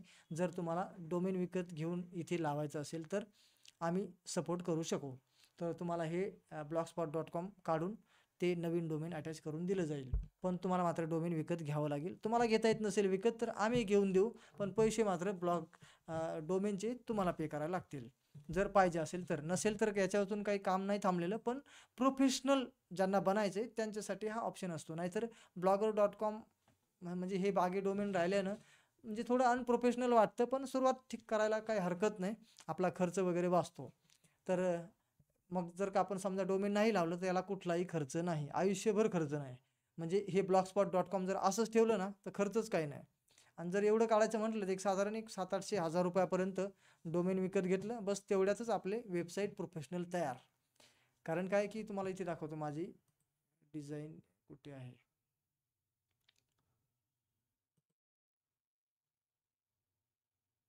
ओके, पहा आता ही वेबसाईट सगळ्यांना मिळणार आहे, म्हणजे जे नवीन लोक आहेत त्या सगळ्यांना. तर या पद्धतीची ही जी प्रोफेशनल डिझाईन आहे ही तुमच्या ब्लॉगसाठी तर चालेलच, पण याच्याऐवजी इथे तुमचं जर डोमेन असेल shahbazgurji.com जसं आमचं डोमेन आहे, पण आता ही मी ब्लॉगरवर बनवलं आहे आणि याला मी डोमेन ते लावलेलं नाही आहे, कारण की लोकांना भरोसा नाही पटणार की बा ही एवढी चांगली साईट ब्लॉगरवर कशी बनू शकते. बनू शकत नाही आहे ती ब्लॉगरवरती. आम्ही ती कोडिंगनी कस्टमाइज करून बनवलं आहे. कारण की ब्लॉगरमध्ये लिमिटेशन्स आहेत, तेवढ्या एडिटिंगच्या फॅसिलिटी दिलेल्या नाही आहेत, म्हणून आपण सेपरेट डेव्हलपरने त्याला कोडिंगने तयार केलं आहे. तर मग आता हे जर का इथे डोमेन जर काढलं डायरेक्टली shahbazgurji.com असं असेल तर कोणालाही वाटणार नाही की तुमची ही वेबसाईट एका फुकट्या प्लॅटफॉर्मवर बनवली असेल blogger.com वरती. तर त्यामुळे डोमेन कधी कधी आपल्याला गरजेचं भासतं, जर तुम्हाला प्रोफेशनल लोकांना इम्प्रेशन दाखवायचं असेल तर. ठीक, चला तर इथपर्यंत आपण पोहोचलो आणि आपल्याला कशी लिंक तयार करता येते वगैरे ह्या सगळ्या गोष्टी समजलेल्या आहेत. आणि हे सगळा कॉन्टेंट वगैरे कसा चेंज करता येतो वगैरे वगैरे ह्याची माहिती आपल्याला नेक्स्ट सेशनमध्ये मिळेलच. हे सगळं आमचं तुम्ही इमेजेस, टेक्स्ट आणि हे सगळं तुम्ही बदलू शकता आणि तुम्हाला आता उद्याच्या सेशनमध्ये बाकी पुढे माहिती देणारच आहे. आता आपण पुन्हा एकदा मोबाईलची स्क्रीन शेअर करतोय आणि हा ब्लॉग तयार जो आपण फर्स्ट टाइम करतोय हीच प्रक्रिया मोबाईलमध्ये कशी होईल याची जस्ट एक झलक तुम्हाला दाखवतो. बाकी प्रक्रिया सेम असेल, फक्त इथपर्यंत पोहोचून मी देईल ब्लॉगरवरती आणि ब्लॉगचं टायटल वगैरे तुम्हाला एकदा इथपर्यंत आणून दिलं की तुम्ही पुढे जे डेस्कटॉपवर दाखवलं तेच मोबाईलवरती होणार आहे. त्याच्यामुळे डिटेल सांगण्याच्या ऐवजी मी फक्त मोबाईलवर ते ओपन कसं करतात आणि कुठे टायटल टाकायला सुरुवात होईल तिथपर्यंत आणून तुम्हाला मोबाईलवरती पोहोचवतो. ओके, डोमेन चेंजचे आपले किती आहे सर? आपले काहीच नाही चार्जेस, आम्ही काही घेणार नाही चार्जेस. फक्त तुम्ही डोमेन विकत घेऊन द्या. तुम्हाला घेता येत नसेल तर आम्ही घ्यायला हेल्प करू. फक्त तेवढे जे काही डोमेन विकत घेताना जे चार्जेस आहेत त्या साईटवरचे तेवढे तुम्हाला आम्ही स्क्रीनशॉट पाठवू, तेवढेच पैसे द्यायचे. आम्ही डोमेन स्वतः तुमच्यासाठी विकतही घेऊ आणि अटॅच करून देऊ. ओके, आणि तुम्हाला घेता येत असेल तर तुम्ही ऑलरेडी घेतलेला असेल, घेता येत असेल तुम्ही तुमचं घ्या. फक्त सांगा किंवा आमचा हा डोमेन आहे आणि त्याचा युजर ID पासवर्ड अकाउंटचा ॲक्सेस आम्हाला द्यावा लागेल, तरच आम्ही ते म्हणजे blogger.com ला डोमेन अटॅच करून देऊ शकू. ओके, चला तर आता मोबाईलची मी स्क्रीन शेअर करतोय, डेस्कटॉपची मात्र मी स्टॉप करतोय आणि पुढे मात्र तुम्हाला काही बोलण्याची संधी मिळणार आहे. चॅटिंगद्वारे पण प्रश्न विचारता येतील आणि बोलूनही विचारता येतील आणि मनात काहीही शंका ठेवू नका. जेवढं तुम्ही जास्त विचाराल तेवढं तुम्हाला अधिक उत्तरं मिळतील, अधिक तुमचं नॉलेज वाढेल आणि तुमच्या प्रश्नांची उत्तरं मिळाली की तुम्हाला कॉन्फिडन्स येईल की मला हे सगळं करायला जमेलच. ओके, तर यासाठी आता आपण स्क्रीन शेअरिंग थांबूया आणि डेस्कटॉपची मी स्क्रीन थांबून मोबाईलची सुरू करतोय.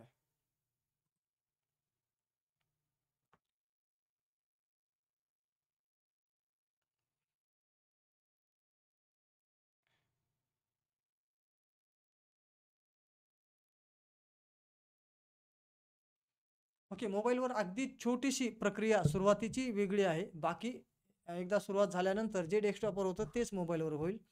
तर याचा पण एक ॲप मिळतो ब्लॉगरचा, पण तो तुम्हाला पोस्ट अपडेट करायला कामाचा आहे. नवीन ब्लॉग तयार करायला ते काम म्हणजे आपल्याला तेवढासा उपयोगी ठरत नाही.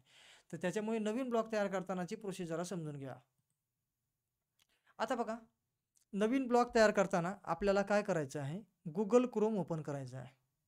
Google Chromeचा नवीन टॅब ओपन करायचा आहे. नवीन टॅब म्हणजे काय, की Google Chrome जसं तुम्ही ओपन करता ना, तसं इथे वरती प्लसचं बटन असतं. तर त्याला क्लिक करायचे म्हणजे ब्लँक टॅब ओपन होतो. आणि आपल्याला Google Chrome जसा डेस्कटॉपमध्ये लॉग इन असणं गरजेचं आहे, तसा इथे मोबाईलमध्ये पण लॉग इन आहे का नाही याची खात्री करा आणि मोबाईलमध्ये सुद्धा लॉग इन असला पाहिजे. मी जिथे ॲरो दाखवला आहे तो माझा लोगो दिसतोय, याचा अर्थ काय की मी माझं लॉग इन इथे करून ठेवलेलं आहे. तसं तुमचं पण Google Chromeला लॉग इन असणं अत्यावश्यक आहे, तरच तुम्हाला ब्लॉग मोबाईलवर करणं शक्य होईल. तर मग कसं करायचं? तर याला एक प्रक्रिया आहे. इथे बघा 3 डॉट दिसतात. ह्या 3 डॉटचा उपयोग करावा लागणार आहे. पण त्यापूर्वी आपल्याला इथे फक्त क्लिक करायचं आहे सर्च बारमध्ये आणि टाकायचं आहे blogspot.com.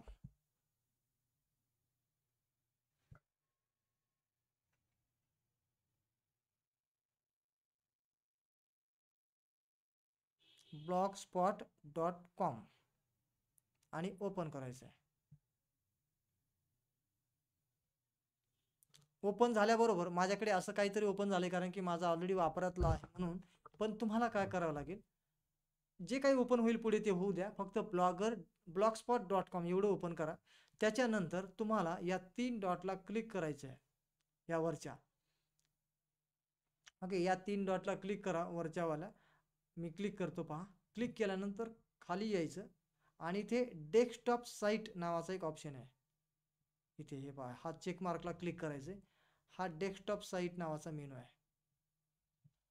डेस्कटॉप साईट म्हणजे काय, की याला डेस्कटॉप मोडमध्ये ओपन करायचं आहे आपल्याला. तर मी इथे क्लिक करतो पहा. क्लिक केल्यानंतर ऑटोमॅटिक ते छोटं झालेलं आहे आणि छोटं झाल्यानंतर जसं डेस्कटॉपवर आपल्याला दिसत होतं तसंच मोबाईलवरती सेम दिसायला लागलं आहे, हे पहा. पण कधी कधी काय होतं, तो जो साईडचे मेनू जो होता ना तो हाईड होऊन जातो. त्याच्यासाठी इथे पुन्हा क्लिक करावं लागेल आपल्या वरच्या 3 रेषांना आणि ते मेनू पुन्हा आपल्याला मिळतात. हे बघा खाली व्ह्यू ब्लॉग असा पण ऑप्शन आहे आणि ते टायटल वगैरे सगळं काही तुमच्या डेस्कटॉपला जसं समोर आलं तसं इकडे टायटल आणि ते ब्लॉगचा ॲड्रेस टाकायला समोर येईल आणि त्या पद्धतीने तुमचा ब्लॉग तयार झाला की व्ह्यू ब्लॉगला इथे क्लिक करा. कधी कधी हा मेनू हाईड पण होतो मोबाईलमध्ये, जसं की बाजूला क्लिक झालं ना आपल्याकडून, तो मेनू लपून बसतो. मग लपून बसलेला पुन्हा ओपन कुठून करायचा, तर या आडव्या 3 रेषांना फक्त क्लिक करायचं आहे बऱ्याच जणांना सुरुवातीला हे माहिती नसल्यामुळे त्यांना वाटतं की अरे तो मेनू कसा काय दिसत नाही, जसा डेस्कटॉपमध्ये दिसत होता तसा याच्यात का दिसत नाही. तर हा मोबाईल व्हर्जन असल्यामुळे थोडासा फरक पडतो याच्यामध्ये. तर म्हणून आपल्याला या 3 रेषांना क्लिक करून तो मेनू पुन्हा बघता येतो. तर तेवढं काळजी घ्या. व्ह्यू ब्लॉक तिथे पण असेल आणि बाकी सर्व सेटिंग ज्या डेस्कटॉपमध्ये मिळतात त्याच मोबाईलमध्येही आपल्याला ऑपरेट करायला मिळतात. त्यामुळे आता पुढचा सेशन मी डेस्कटॉपमध्ये जरी शिकवला तरी देखील तुम्ही त्या सर्वच्या सर्व सेटिंग ह्या मोबाईलमधूनही करू शकता. त्यामुळे काहीही चिंता करायची गरज नाही. ज्यांच्याकडे मोबाईल नाही त्यांनासुद्धा डेस्कटॉप ज्यांच्याकडे आहे तितकंच परफेक्टली हे सगळं काम करता येईल. ओके ठीक. चला तर आता या ठिकाणी मी मोबाईलची स्क्रीन शेअरिंग थांबवतो आणि आता आपण प्रश्न उत्तराच्या चर्चासत्राकडे वळूया.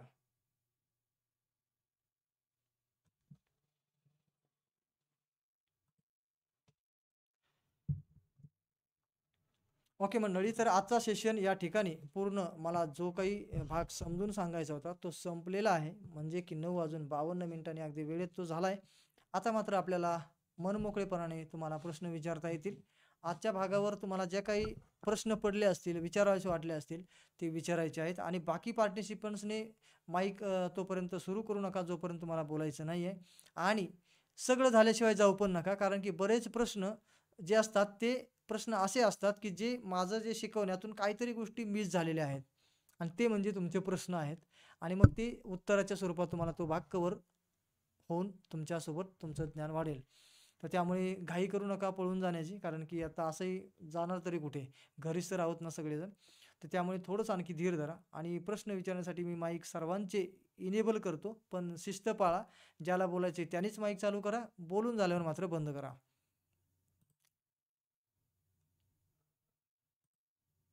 ओके, तर माईक चालू करता येईल तुमचा तुम्हाला. तुम्ही मात्र ज्यांना बोलायचं आहे त्यांनी स्वतःहून माईक चालू करावा. नाव सांगून आपल्याला प्रश्न विचारता येईल. आणि काहींनी तोपर्यंत चॅटिंगमध्ये काही विचारायचं असेल तर तोपर्यंत चॅटिंगमध्ये पण विचारू शकता.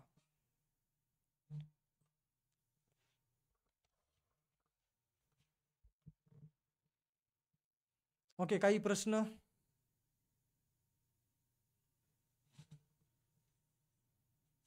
आवाज येतोय का माझा?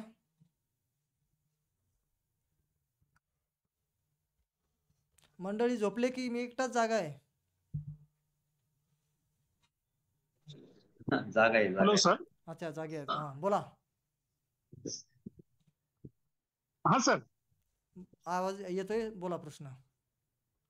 सर मला एक विचारायचं होतं की आपण आपला स्वतःचा ब्लॉग तयार केल्यानंतर दुसऱ्यांचं जर चांगलं कंटेंट असेल तर ते आपल्या ब्लॉगवर आपण टाकू शकतो का? टाकू शकतो. टाकल्याने काही लगेच आपल्याला अटक बिटक होत नाही.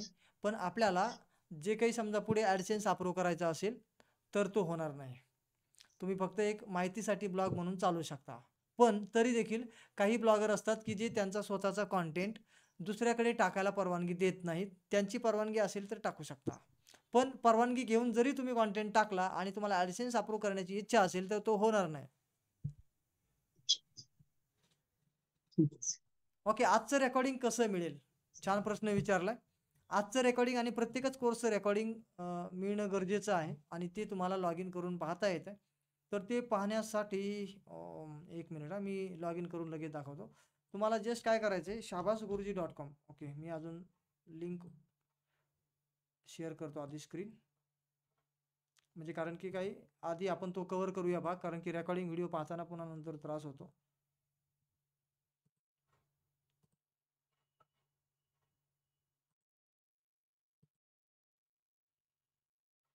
ओके, स्क्रीन आता तुम्हाला दिसत असेलच.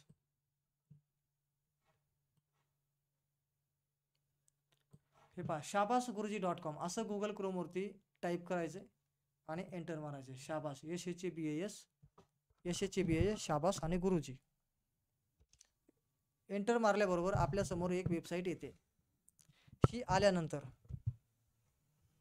वेबसाईट आल्यानंतर आपल्याला या ठिकाणी खाली यायचं आणि ते लॉग इन बटन दाबायचं. लॉग इन बटन दाबल्यानंतर इथे आपल्याला ईमेल ID आणि पासवर्ड वापरून लॉग इन करायचं आहे. पेमेंट करताना वापरलेला ईमेल ID इथे टाका आणि पासवर्ड तुम्हाला ऑलरेडी ईमेलवर पेमेंट केल्यानंतर ताबडतोब मिळालेला असतो. तिथे तुम्ही बघून पासवर्ड याच्यामध्ये टाका. जर तोही नाही सापडला किंवा विसरला असेल तर फॉरगॉट पासवर्ड या ठिकाणी क्लिक करून नवीन पासवर्डही तयार करू शकता. नवीन तयार करताना तुम्हाला काही अडचण आली, जमलंच नाही, तर मला व्हॉट्सअप करा किंवा माझा पेमेंट करताना वापरलेला ईमेल आय डी असा आहे आणि मला काही लॉग इन करता येत नाही, तर आम्ही तुम्हाला पासवर्ड रेडी तयार करून देऊ. म्हणजे डायरेक्टली आम्ही दिलेला पासवर्ड टाका, लॉग इन होऊन जाईल. लॉग इन झाल्यानंतर तुम्हाला कोर्स वगैरे समोर दिसतील. ओके, तर कोर्स दिसल्यावर पुढे तुम्हाला व्हिडिओ वगैरे त्याच्यावर टच केलं की पाहता येतील. ओके, तर तसं कोर्स संपल्यानंतर म्हणजे आजचा सेशन संपल्यावर जरूर उद्यापर्यंत ते सगळं रेकॉर्डेड ॲक्सेस तुमचा चालू आहे का, नाही आहे का, पासवर्ड वगैरे सगळं काही चेक करून पहा. आजच्या आजच म्हणजे उद्या दिवसभरात कधीही, आणि उद्या सेशनला येईपर्यंत तुमचं लॉग इन करून निदान तुम्हाला व्हिडिओ कुठे आहे हे तरी दिसला पाहिजे. नाहीतर कोर्स संपल्यावर म्हणतात सर लॉग इन कुठे करायचं, कोर्स कुठे असतो रेकॉर्डेड वगैरे. तर ते सगळं आपल्याला एकाच ईमेल आय डी लॉग इनवरती सगळे कोर्सेस तुमचे जेवढे तुम्ही परचेस केलेले आहेत तेवढे उपलब्ध असतात. आता तुम्ही एक केलेलं असेल तर एक असेल, दोन असेल तर दोन, दिसताना सगळे कोर्स दिसतात थंबनेल सगळ्यांचे, पण त्यातले जे कोर्स विकत घेतलेत त्यावरती टच केलं तर व्हिडिओ दिसतात, बाकीच्यांवरती काहीच ओपन होणार नाही. तर तशा पद्धतीने तुम्ही, आणि काळजी घ्यायची आपण की प्रत्येक वेळेला शाबास गुरुजीवरती पेमेंट करताना सेम ईमेल आय डी वापरावा, जेणेकरून तुम्हाला वेगवेगळे अकाउंट लागणार नाहीत. बऱ्याच वेळेला आपल्याकडून चुकीने ह्या वेळेस वेगळा ईमेल आय डी, परचेस करताना पुढच्या वेळेस पुन्हा आणखी एक वेगळा ईमेल आय डी, मग काय होतं दोन ईमेल आय डीवर दोन वेगवेगळे कोर्स लॉग इन करून पाहावे लागतात. त्यामुळे तसं न करता आपण एकच ईमेल आय डी वापरून जर का परचेसिंग केलं तर एकाच ईमेल आय डीवरती सगळे कोर्स तुम्हाला पाहणं सोपं जाईल. ओके, जरी तुमचं चुकून असं झालंच आणि तुम्हाला वाटलं की माझे दोन ईमेल आय डीवरती वेगवेगळे कोर्स चालू आहेत, मला ते सगळे एका ईमेल आय डीवरती ट्रान्सफर करून द्यावेत, तशी आम्हाला व्हॉट्सअपला रिक्वेस्ट करा, आम्ही ते पण बॅकएंडला करून देऊ शकू. ओके, पासवर्ड नवीन होत नाही तयार, तर तसं काय असेल तर मला वैयक्तिक व्हॉट्सअपवरती तसा मेसेज करा. आपल्या ह्या आता पेड ग्रुप जो आहे ना त्याच्या ॲडमिनवरती माझा नंबर आहे, तर किंवा माझे मी आज टाकलेले मेसेज पण आहेत, त्याच नंबरला तुम्ही तसा मेसेज टाका. पण ईमेल आय डी सोबत पाठवा की हा माझा ईमेल आय डी, कारण ईमेल आय डी शिवाय लॉग इन करणं शक्य नाही. आपला ब्लॉग लॉग आउट करून पुन्हा लॉग इन केल्यावर सेन्सिटिव्ह कॉन्टेंट असे का दिसते? स्क्रीनशॉट टाका, ते नंतर बघितल्यावर लक्षात येईल की नेमकं काय आहे. ठीक, चला तर इथपर्यंत आपण पोहोचलोय. आता प्रश्न पुन्हा बघूया राहिलेले. मी स्क्रीन शेअरिंग थांबवतो.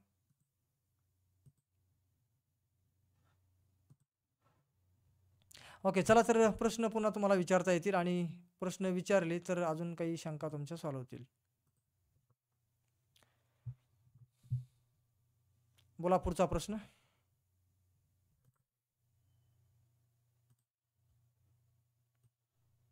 सर 9 वाजेपासून 20 मिनिटापर्यंत 9:20 मला काहीच स्क्रीन दिसली नाही. नेटचा प्रॉब्लेम आला तर वाटतं, लॉग आउट होऊन जायचं. तर रेकॉर्डिंग जी आहे ना तुम्हाला आजची रेकॉर्डिंग जी आहे ती उद्या उपलब्ध होईल. तसं ते ऑलरेडी मागचे सेशन ऑलरेडी रेकॉर्डेड तिथे उपलब्ध आहेतच, त्यामुळे आजचा सेशन येण्याची वाट बघण्याची काही गरजच नाही आहे, कारण की हे सेशन एकच आहेत. 3 दिवसाचा ट्रेनिंग प्रोग्राम जो अगोदर झाला आहे त्याच्यात आणि ह्याच्यात सेम कॉन्टेंट आहे. बरं. ओके, म्हणजे काही तर इथे आले पण नाही आहेत, कितीतरी जण इथे, अर्ध्यापेक्षा जास्त जण इथे आले पण नाही आहेत लाईव्हला. तर ते रेकॉर्डेड कोर्स त्यांनी परचेस केला, ते त्यांच्या वेळेप्रमाणे पाहणार असतील म्हणून ते लाईव्हला आलेले नाही आहेत. ओके, आणखी पुढचा कोणाला काही प्रश्न असेल विचारू शकता.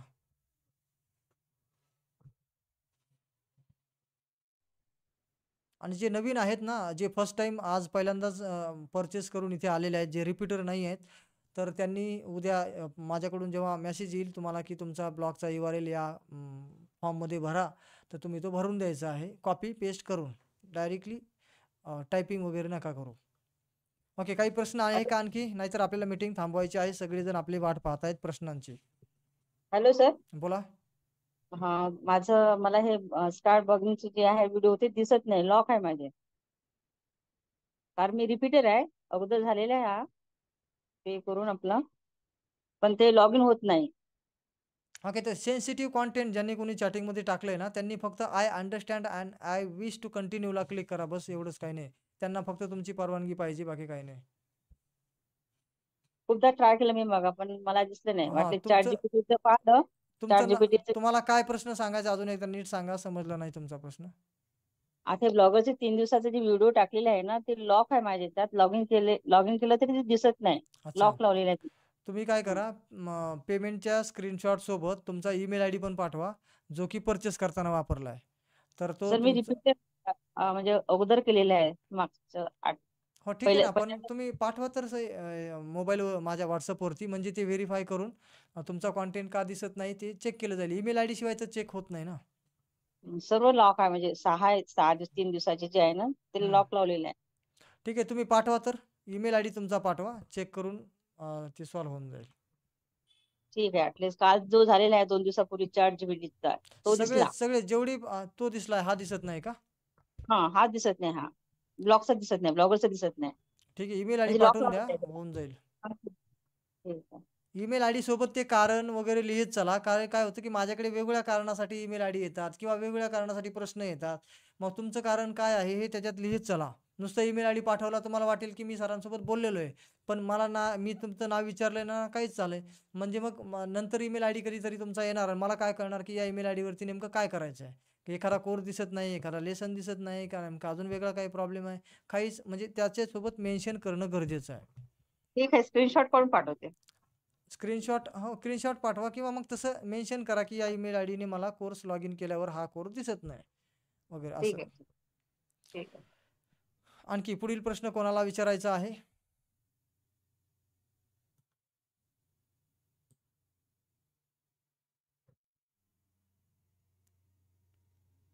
ओके ठीक, चला तर प्रश्न नाही आहेत असं मी समजतो. आणि तुम्ही अजून प्रॅक्टिस करा. आज जे शिकवलं त्या भागावरती उद्यासाठी तयारी होईल त्याच्यामुळे. आणि उद्या आपण आणखी जास्त डिटेल जाणार आहोत आणि आपल्याला ब्लॉग डायरेक्टली ह्या सेटिंग वगैरे सगळ्यात तयार करा, म्हणजे सेटिंग शिकवल्या जातील आणि बरंच काही आहे उद्या आणि परवामध्ये.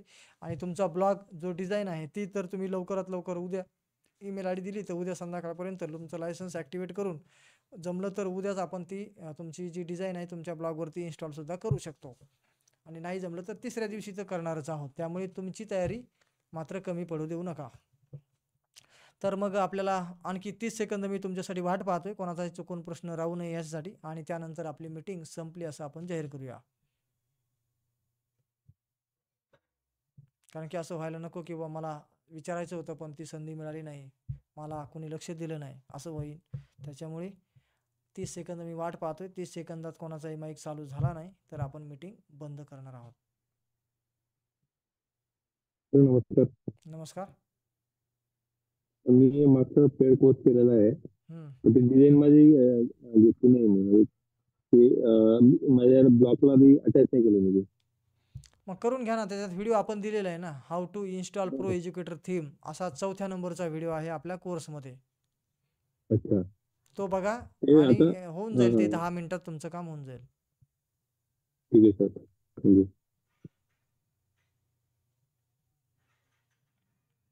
ओके, आणखी कोणाला काही प्रश्न विचारायचा आहे?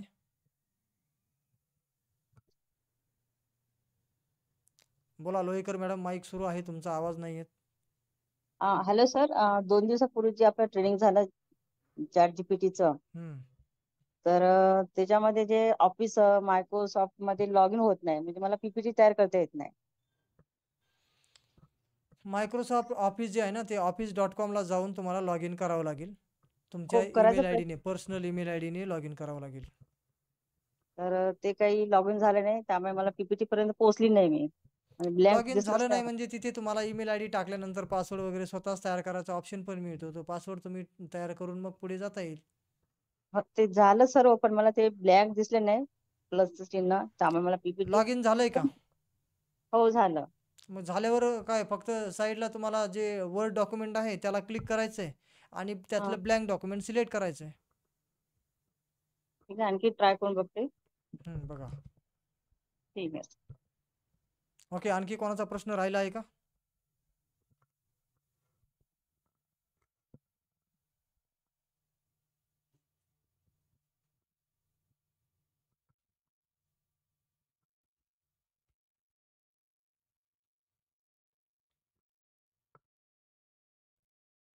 ओके, धन्यवाद. तुम्ही आलात, वेळात वेळ काढून आम्हाला तुमची सेवा करण्याची संधी दिली. तुमच्यासारखे सुज्ञ विद्यार्थी म्हणून आमच्यासमोर तुम्ही आहात आणि तुम्ही हे सगळं शिकून घेताय काळजीपूर्वक, याबद्दल तुमचं मनापासून कौतुक. असंच पुढे 2 दिवस अजूनही कंटिन्यू तुम्हाला राहायचं आहे. जेवढं शिकायला मिळाले त्याची प्रॅक्टिस थोडी करावीच लागेल. विदाऊट प्रॅक्टिस तुम्हाला हे चांगलं वाटेल पण करता येणार नाही खरं म्हणजे प्रॅक्टिकल करायला गेल्यावर. त्याच्यामुळे आज जेवढं शिकवलं तेवढं उद्या जास्तीत जास्त प्रॅक्टिकलला 15-20 मिनटं फार होतात. तेवढा तुमच्या सवडीनुसार वेळ काढाच आणि तेवढं करून झालं तर तुमचा बऱ्यापैकी सेशन जवळजवळ 70-80% एकदम आत्ताच क्लिअर झालेला असेल. भविष्यात फार काही अडचणी येणार नाहीत. त्यामुळे शक्य तेवढं उद्या सेशनला यायच्या अगोदर 24 तासाच्या आतमध्ये आजचं शिकवलेल्याची प्रॅक्टिस कशी होईल याच्यावर तुम्ही तुमचा म्हणजे सवडीनुसार त्याच्यावर थोडा प्रॅक्टिसला वेळ देणं गरजेचं आहे आणि तेवढी तुम्ही द्याल अशी अपेक्षा करतो. आणि तिसऱ्या दिवशी तुमचा ब्लॉग फायनल तयार होऊन तुम्ही कोर्स पण पूर्ण केलेला असेल आणि तुमचा ब्लॉग पण तयार झालेला असेल. अशी या ठिकाणी आपल्याला म्हणजे रिझल्ट आपल्याला बघायचे आहेत. तर त्या पद्धतीने तुमचं हे सगळं रेडी होऊ शकतं. ह्यासाठी फक्त काय थोडीशी प्रॅक्टिस, एक 15-20 मिनिटाची प्रॅक्टिस गरजेची आहे. कीप नोटची थोडीफार करा. बाकी मी सांगितलेला ब्लॉग तयार करून पहा. ऑलरेडी तुमचा ब्लॉग तयार असेल तर मग जास्त काही करायची गरज नाही. कीप नोटचा मात्र सराव करा आणि थोडा बहुत ChatGPT आणि ह्याचा पण सराव करा. प्रॉम्प्ट देऊन पहा आणि ChatGPTच्या क्रॅश कोर्समध्ये जे काही शिकलात त्याचं इम्प्लिमेंटेशन सुरू करा. नेक्स्ट बॅच अजून पुन्हा ChatGPTची पुन्हा होईल क्रॅश कोर्सची. अजून त्याच्यात बरंचसं मटेरियल ॲड होणार आहे क्रॅश कोर्समध्ये. तर पुन्हा पुढच्या वेळेसुद्धा तुम्ही अटेंड करा. तर आजच्या दिवसासाठी आपण इथेच थांबूया आणि पुन्हा भेटूया उद्या संध्याकाळी याच ठिकाणी याच लिंकवर ठीक 8:30 वाजता. तोपर्यंत सर्वांना नमस्कार.